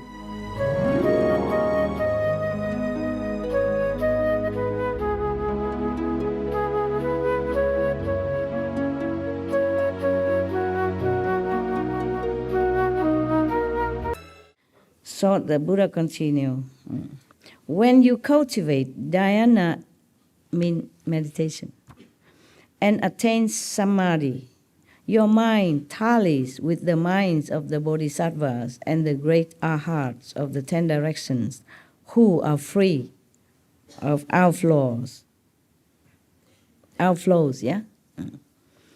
And you abide in a state of profound purity. When you do that, when you truly attain real samadhi, then your mind, your soul connects all the real bodhisattva, the true high enlightened beings, and the arhats, because they are pure themselves. So you also became pure. Profound state of purity you will attain at that time. And now what will happen? What will happen when you attain this stage of profound purity and connecting with all the saints and sages in the 10 directions? What happened? Become Buddha? Of course, yes. You become a saint at least. But what will happen? What terrifying things will happen? all the kings of demons, ghosts, spirits, and the ordinary gods see their palaces collapse for no apparent reason, because these are from false birth. You remember above the Buddha say everything, they created it from false thinking. So they have their own palace and they think they have this, they have that.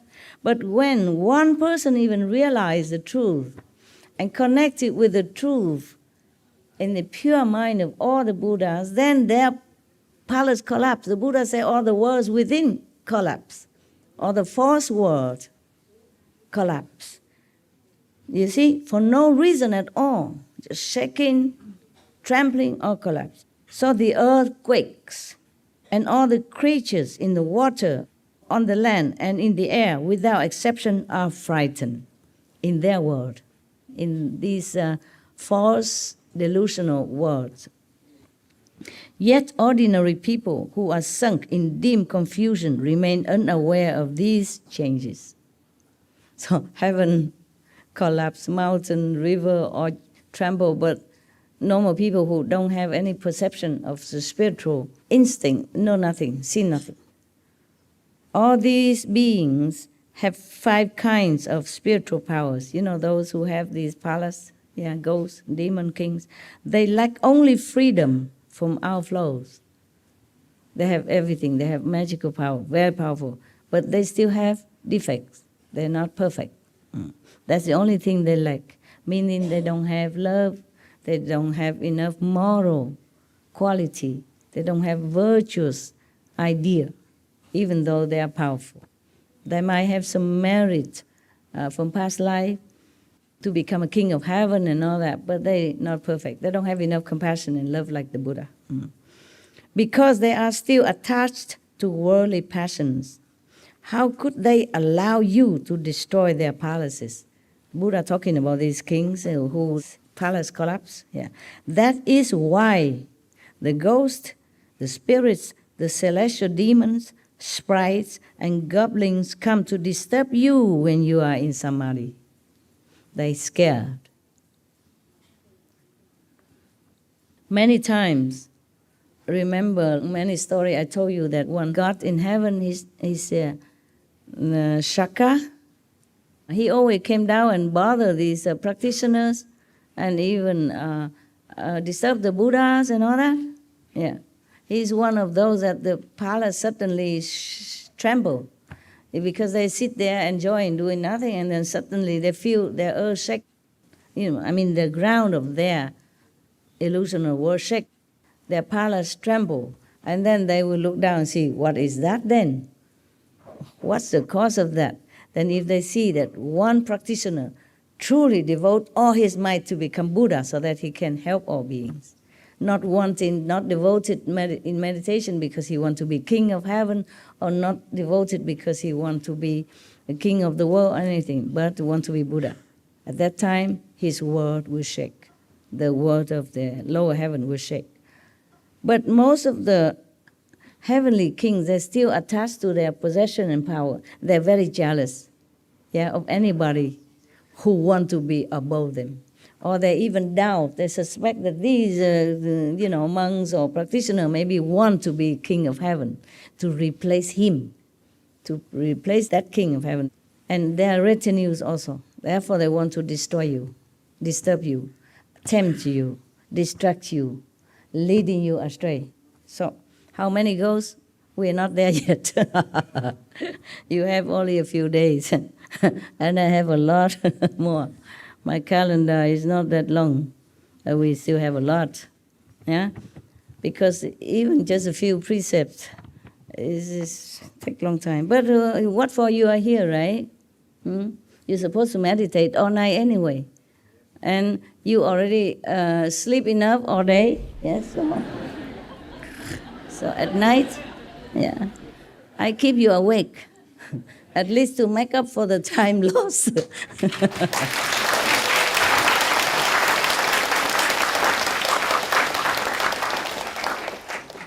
I'm telling you truly, if you can sleep less at night, you stay awake, really it pays.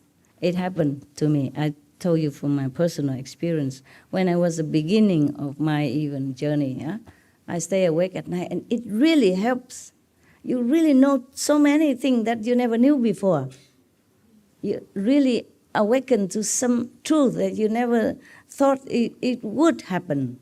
Really, it will come to you when you calm yourself down and save as much time as possible to meditate and be alone. Really, you will realize many things. Because enlightenment is not just here, but it keeps growing in different way, different direction. And realization has so many aspects. Yeah. And we answer so many of your questions. You don't even have to ask me anything. So now the Buddha say, so that's why they come to disturb you when you are in samadhi. Yeah, I mean, you want to meditate, you want to go higher, they want to disturb you. You and your wife had headache before, remember? So I have to tell you to reason with them. Say, okay, we just want to follow Master Ching Hai. We don't want to bother you. With really good intention. We don't want to snatch your nothing. Okay, we want to go higher. Then they leave you alone, no? Yeah. Okay. Now the Buddha continue. If you are still awake, it's not yet 12 o'clock. It's okay, right? If you want me to stop, just show me the calendar, okay? You can sleep if you want. Your soul will listen, okay? Your mind will capiche, yeah? Even if your body is in comfortable position, your soul is awake. I'm talking to your soul, not your brain. Buddha. Thank you. Thank you for your hurrah, hurrah. But the Buddha continued, although these demons possess tremendous enmity, they are in the grip of their worldly passions, while you are within wonderful enlightenment. There's a contrast, you see? Even they have great hatred to you. I mean, not just hatred, but fearful of your spiritual height and determination to reach purity and true home. They're fearful of you, even though they have so much power, but they're nothing compared to you. So they're so fearful. They try to find a loophole to harm you. That's why you have to be vigilant. The Buddha do not try to condemn any of his monks or his disciples. He just knows that these ghosts, demons, they're envious and fearful of you. So he just wants them to take care. Okay? Yes. If you always believe in the Buddha or always remember, practice, then it should be okay. But as a human, forgetful sometimes, being disturbed by worldly interference, by business, children, wife, husband, kids, parents, friends, job, how can you always remember to protect yourself or even your master, okay? So when you meditate, that's when you remember the most, perhaps, and you're getting higher. So that's when their palace shaking, and they begin to tremble, and then they fear you. Then they want to come down and disturb you. If you work in a normal daily life, they don't really care so much.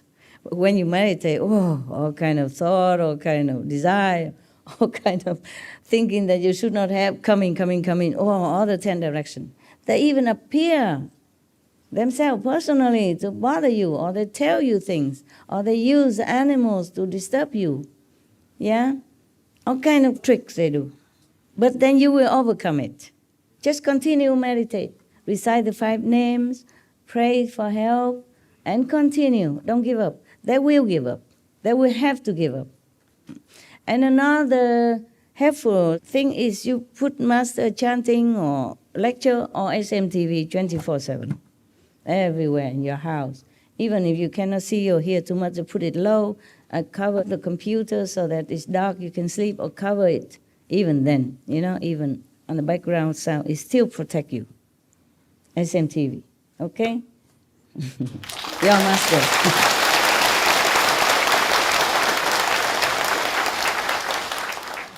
Even the demons are so fearful of SMTV. How you know? Why are you laughing? You know it? Yeah. Because even one time they tried to cheat me, the Maya. Huh? I have the SMTV on, very low volume, and I was in retreat the first day with still many of the business and disturbing things still carrying inside retreat the first few hours. Suddenly they make the SMTV so blow out of proportion voice, so scary, suddenly, whoa, a lot of, very loud. And I did not even have it so loud. Yeah. So then heaven told me, they just try to disturb you. They just want to tell you to turn off the SMTV because you, I mean me, and the SMTV are forming a protective rings, around yourself and other people. They try to make the television voice blow out of proportion. Whew. And then they know I love animals. So they used one of birds outside while I was meditating. But that was the first maybe hours, and they, not afterward. I continued and they shut up. Yeah, they shut up. But they still have to want to trouble me. Yeah, I use some of the bird. That bird normally don't talk so loud. It make bird so loud like an elephant, crying in agony. There's nothing there, just a little bird. But you hear it like an elephant trumpeting in pain. Even I was thinking it's true. How can there's any elephant in my garden? There's no elephant around here. But I keep crying until I had to go out. On a retreat I should not, but I had to go out. Even I thought it is Maya illusion, but they know I love animals. They know I cannot resist, and I really cannot. So I walk out and have a look, and I even call some of the SMTV staff to come up and have a look. There's nothing. And they use all kind of tricks. And later, I don't hear no more, whatever, I keep the TV on, whatever they do. Sometimes they destroy my machines all over the house, like 6 aircon destroyed at the same time, many machines at the same time, cars, a gate broken, everything at all the same time. Every time I go on retreat, they do that. They do all different kind of things. Yeah, but the first days, and then I continue, and then later, it's no more. There's nothing more to destroy, so they quiet down. Or they just know they cannot do anything much more. Even the Maya and demon are strong, but you are stronger, remember? You are the Buddha, remember that? You have Buddha inside. Call onto that Buddha, master power, to protect you all the time, the inner power, okay?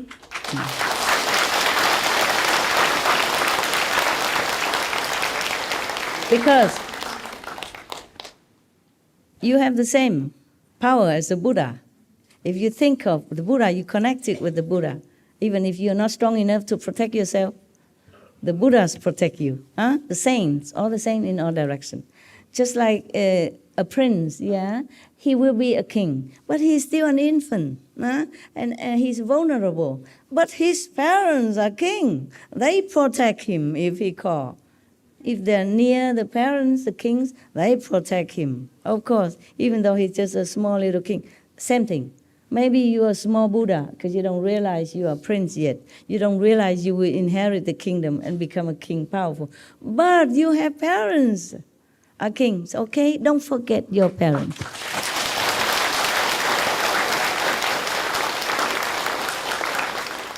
Yeah. So even they try all their might, they can't do nothing to me. But they would disturb my, assistant around me every day. Really, every little thing. It's not really their fault. They're just weak, okay? Just weak. And then the Maya attack them so that they can attack me. Yeah, it's like that. And I know all that. But still, it's not like I'm so happy about it. I know the Maya, I changed my disciple. So happy. No, it's just painful. Yeah, because it could harm, it could cause pain as well. Yeah. So just don't forget, okay? You are the Buddha, yeah, and nothing can harm you. Remember that. When you think of the Buddha, the saint, think of the master, you're connected. with the Master. You and the Master and the Buddhas and Jesus are one at that time. You win, okay? You will win. Continue, okay? Continue to meditate.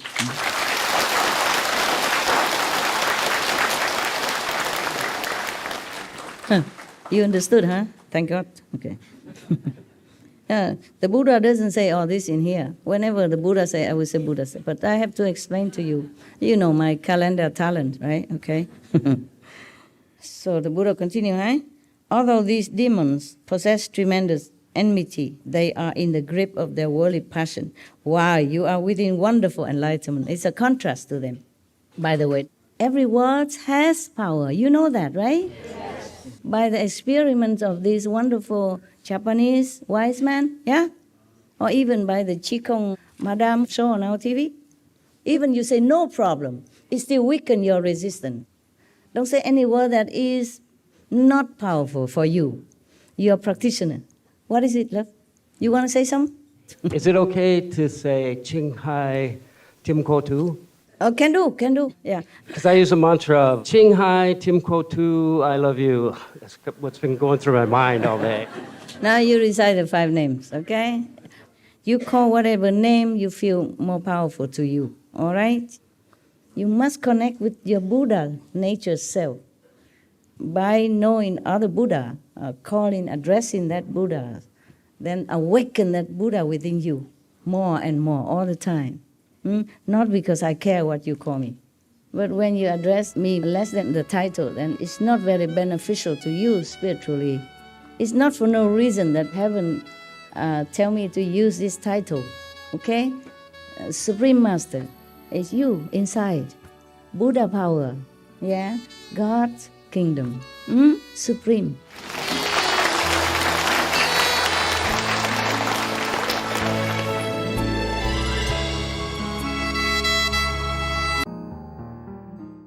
So now, the Buddha continue. So all these demons and ghosts, even the kings of demons, powerful in heaven, they are still imprisoned by this worldly passion and possessiveness. Why? You are in samadhi, you're enjoying connecting with the Buddha power, with your own Buddha nature inside, and you enjoy and you're pure, you're uplifted. Therefore, they cannot affect you any more than a blowing wind can affect light, or as if a knife cannot cut through water. Just like what I told you now, okay? When you remember you are Buddha, nothing can harm you, okay? Remember that? It's the same. Buddha likened these demons, even though they're full of hatred and power, but they cannot do anything to you if you are truly connected with the Buddha power, yeah? If you're truly sincere when you meditate. Because if they want to harm you, it's like a knife cut through the water. Nothing happened to the water, yeah? You must be strong, must be convinced, and remember the Buddha say that you have Buddha nature exactly like Buddha. Believe that. And believe that you are God-like. At least you are children of God. Even you can't believe that you're one with God, but you're from God. Who created you if it's not from God? The devil? Of course not. You don't look like. The tree creates you? No, you don't look like. Huh? You look like the image of God that you think God would look like. That is what it is. If God appeared to you, it's just like you, similar to your face. Understand? Just more glory, more light, because we are confined in this body, so we don't see our glory. So you are like boiling water, the Buddha continued to comfort and reassure his disciples. You are like boiling water, while the demons are like solid ice, which, in the presence of heat, soon melts away. Imagine you put a piece of ice cube into the boiling water, what happened? Gone. You are like boiling water. They are just like ice cube. They are furious. Of course, they want to destroy you. They want to disturb you, but they can't. Even if they do, it's just temporarily. Don't fear, okay? Don't worry about it. It will be gone. And they even disturb me all the time. Whenever I want to meditate, of course not for me. I never say, okay, I'm going to do a retreat now so that I be more powerful, I become this, I have all this more power. No. Every time I do retreat, it's for some purpose, for the world, either for this or for that. Everything just benefit for the world. And they even more scared. Yes, they're more scared. Because if more people enlighten, the world have peace, then they cannot have any more power to control over people, to make them do bad things, to fight with each other, to destroy each other, or to be degrading their own Buddha nature. That's why they're scared. Since they rely exclusively on spiritual powers, they are like mere guests. Yeah. Let me read more. They can succeed in their destructiveness through your mind. See, only. Yeah. Which is the host of the 5 skandhas. The feeling, the touching, emotion, stuff like that. Only your mind, the master of all this. Your mind wants you to have this, your mind directs you to have that, even though it's not good. Yeah. So everything is created by the mind. If the host becomes confused, the guests will be able to do as they please. Yes. So your mind, if not stable, if it's not in the right concept, in the right stationary status of purpose, of enlightening, then the guests can maneuver and make trouble. When you are in dhyana, in meditation, awaken, the Buddha say, awake, aware, and free of delusion. Their demonic deeds can do nothing to you. It's like that, yeah, just like above. As the skandhas dissolved, all this kind of sensation, feeling, or emotion, you left behind then, okay? You steady in samadhi, recite the 5 names. Think of God, think of your Buddha power, inner master power. Then all the feeling or whatever desire you have or thinking you have will be gone. You will enter the light then. All those deviant hordes depend upon dark energy. Yes. Since light can destroy darkness, they would be destroyed if they drew near you. Because if you're steady in your purpose and pure in the mind while you're meditating, they cannot go near. Yeah? I told you before. Remember, you are the Buddha. Same. Okay, huh? Then they will not be able to go even near. They can try, but after a while, they cannot go near if you're steady. How could they dare linger and try to disrupt your dhyana samadhi? Yeah, I told you the same. I would probably be in retreat without this initial disturbance if I don't have to carry so much work every day. You understand? Therefore, the first day of my retreat, they can disturb. But that was only the first 1 or 2. Now they don't, they're nowhere, nowhere to see anymore. Just the first 1 or 2. When I first meditate for something big. And they're scared, they want to disturb me. But they know they're not successful, so now they cannot go near even. Understand me? Don't fear. But if you were not clear and aware,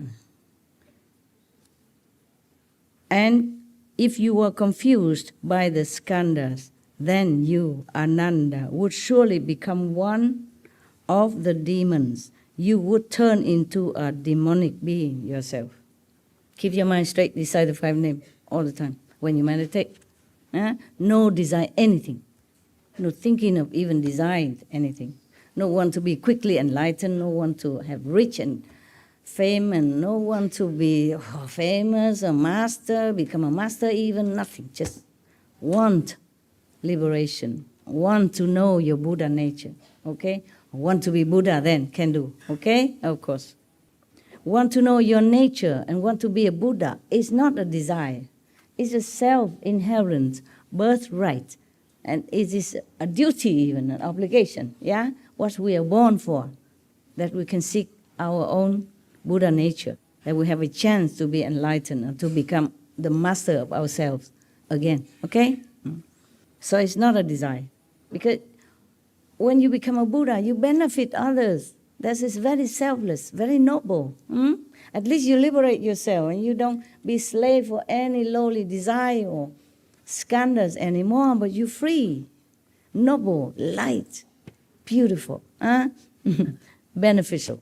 So the Buddha continued, your encounter with Mantaji's daughter. Buddha don't forget that, does he?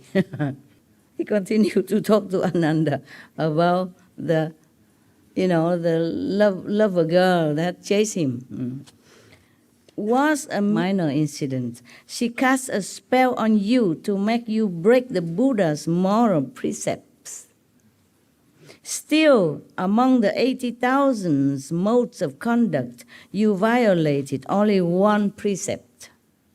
Because your mind was pure, all was not lost.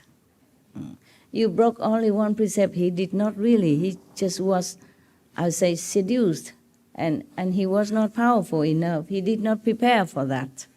Yeah? Not only because she's beautiful, but he wasn't prepared that he's going to be seduced. Yeah? He did not know that. And he did not know the mantra at that time to counter that kind of most powerful mantra in the three worlds. So the Buddha said, you broke only one precept, violate only one precept. That means maybe nearness bodily to a woman, almost gone back to the normal, like a level of man and woman, desiring and having physical pleasure and all that, almost gone. So the monk normally should not touch any woman. He violated only that. But unwillingly, it was not his fault. Yeah, it was not his fault. He was like bewitched into doing that. And at least he was so pure that he still can remember the Buddha.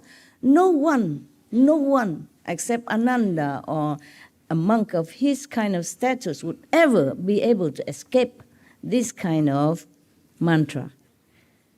Yeah, so talking about Ananda, anyone could fall into this kind of situation. If you're not strong enough, you fall, okay?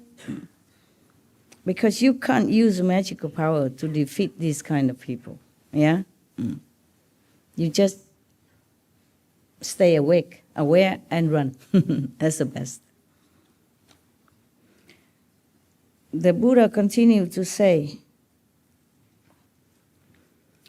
all was not lost, eh? He comforted Ananda. He just make an example for him to know how he could escape such a powerful mantra. Yeah, because he was pure. Now, so Buddha continued, this would be an attempt to completely destroy your precious enlightenment. Whew. Were it to succeed, you would become like the family of the senior government official who is suddenly exiled. His family wanders, bereft and alone, with no one to pity or rescue them.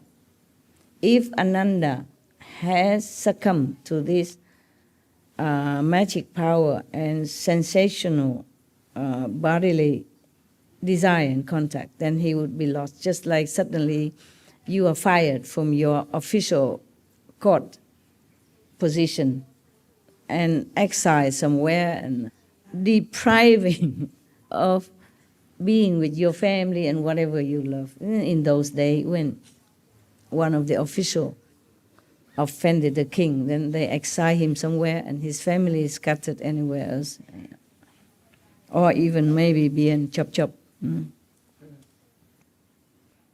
So Ananda, you should know that as a cultivator sits in the Bodhimanda, in his place of meditation, yeah, as we talked yesterday, or any place that you chose to make it into your place of meditation, your quiet corner, yeah, be it your attic, your basement, your car, your mobile home, or your tent. That's your Bodhimanda, where you sit with determination to find your true self nature.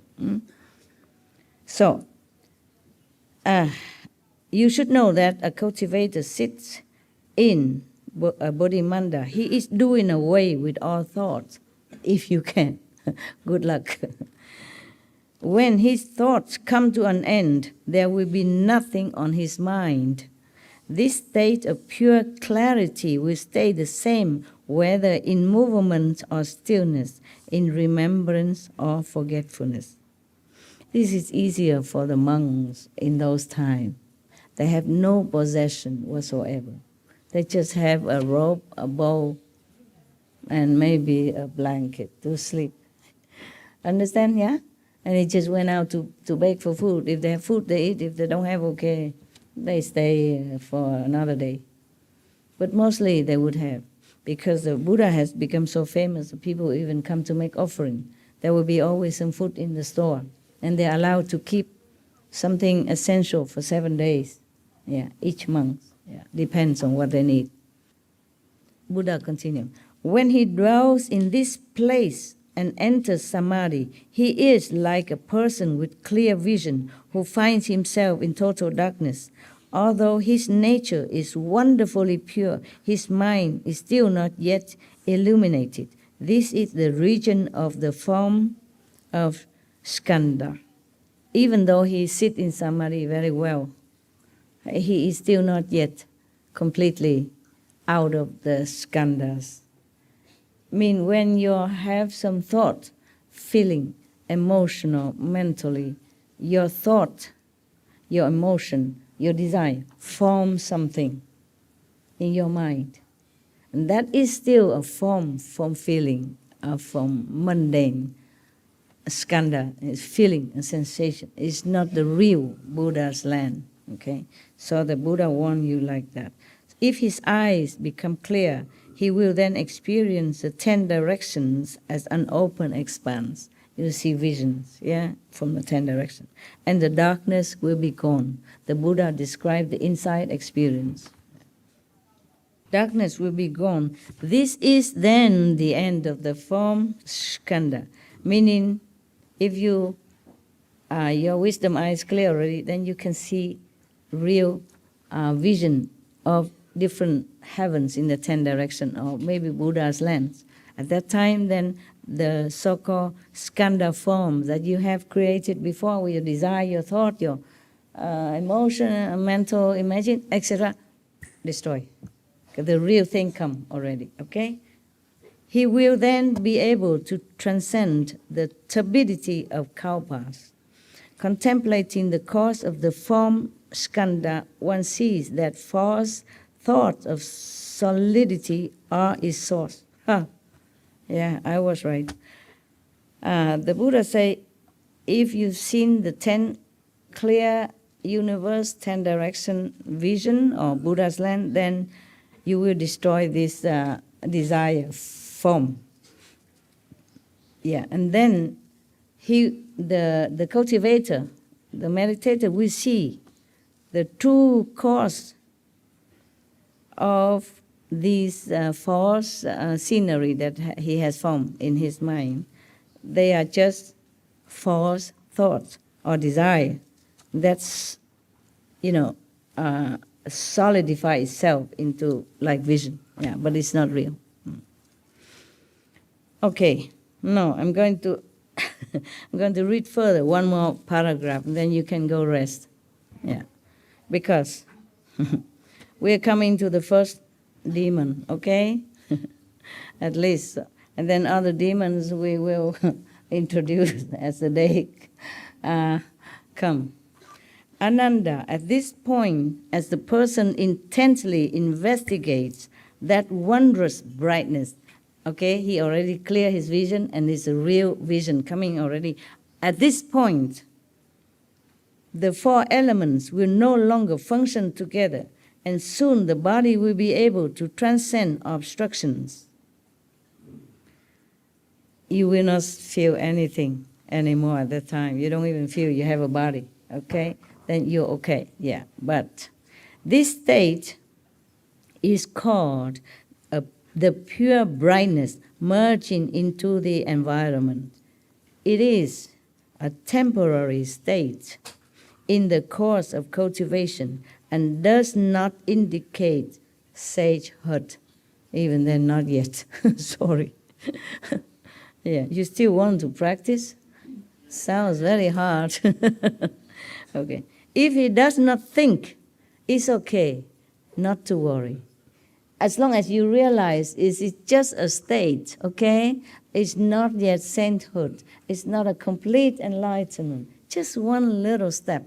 As long as you're humble enough to recognize that, then not to worry. See, Buddha saying, if he does not think he has become a sage, then this will be a good state. No harm done. Good. One step to go up. But if he considers himself a sage, then he will be vulnerable to the demon's influence. Yeah. So whenever some of your brothers or sisters tell me he is already in such and such, I say, forget that. Don't ever think like that. Because you will not realize you are sage. Only you see something and you feel, wow, so much vision, so much light. It's not it yet. Just a steps of this staircase. Huh?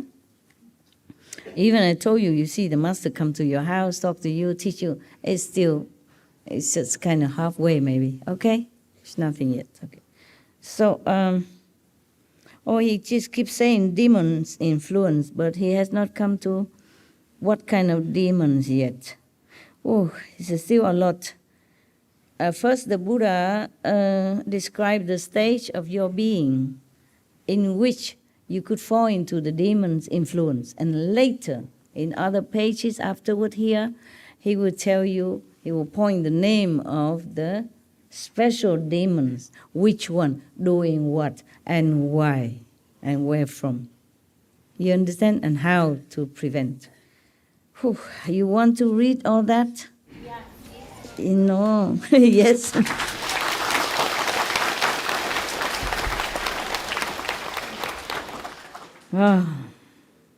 There are 10 states of samadhi. Even you are in a clear vision, pureness, seeing light, vision, and all that already. You still, within the 10 states, you will still fall into the demonic influence if you are not aware. Okay, so that state that the Buddha just described is only the first one. There are 9 more, and knowing me, knowing you, it will be many hours until the 10th stage is finished. I would like to do it tomorrow. Yeah. Yes. We should really thank the past masters, monks and nuns and scholars who have taken time to record the Buddha's teaching after the master's nirvana, and also for the past and present persons, lay or monks or nuns who have really dedicated themselves, sacrificed their time and precious health or under any difficult situation to translate this so that I can read it to you. And we have to thank them. And may they be blessed forever by all the Buddhas, past, present, and future. May their merit be immense. May they be liberated forever. Thank you. Because I also need to be in state of sound clearness in order to impart that clearness to you. Even though just reading the sutra is taxing some intellectual or mental soundness, okay? I don't want to force myself to do it when I'm not in perfect state of clear understanding, okay? I could interpret it wrong. I wanted to do it right. Tomorrow, okay? Yeah.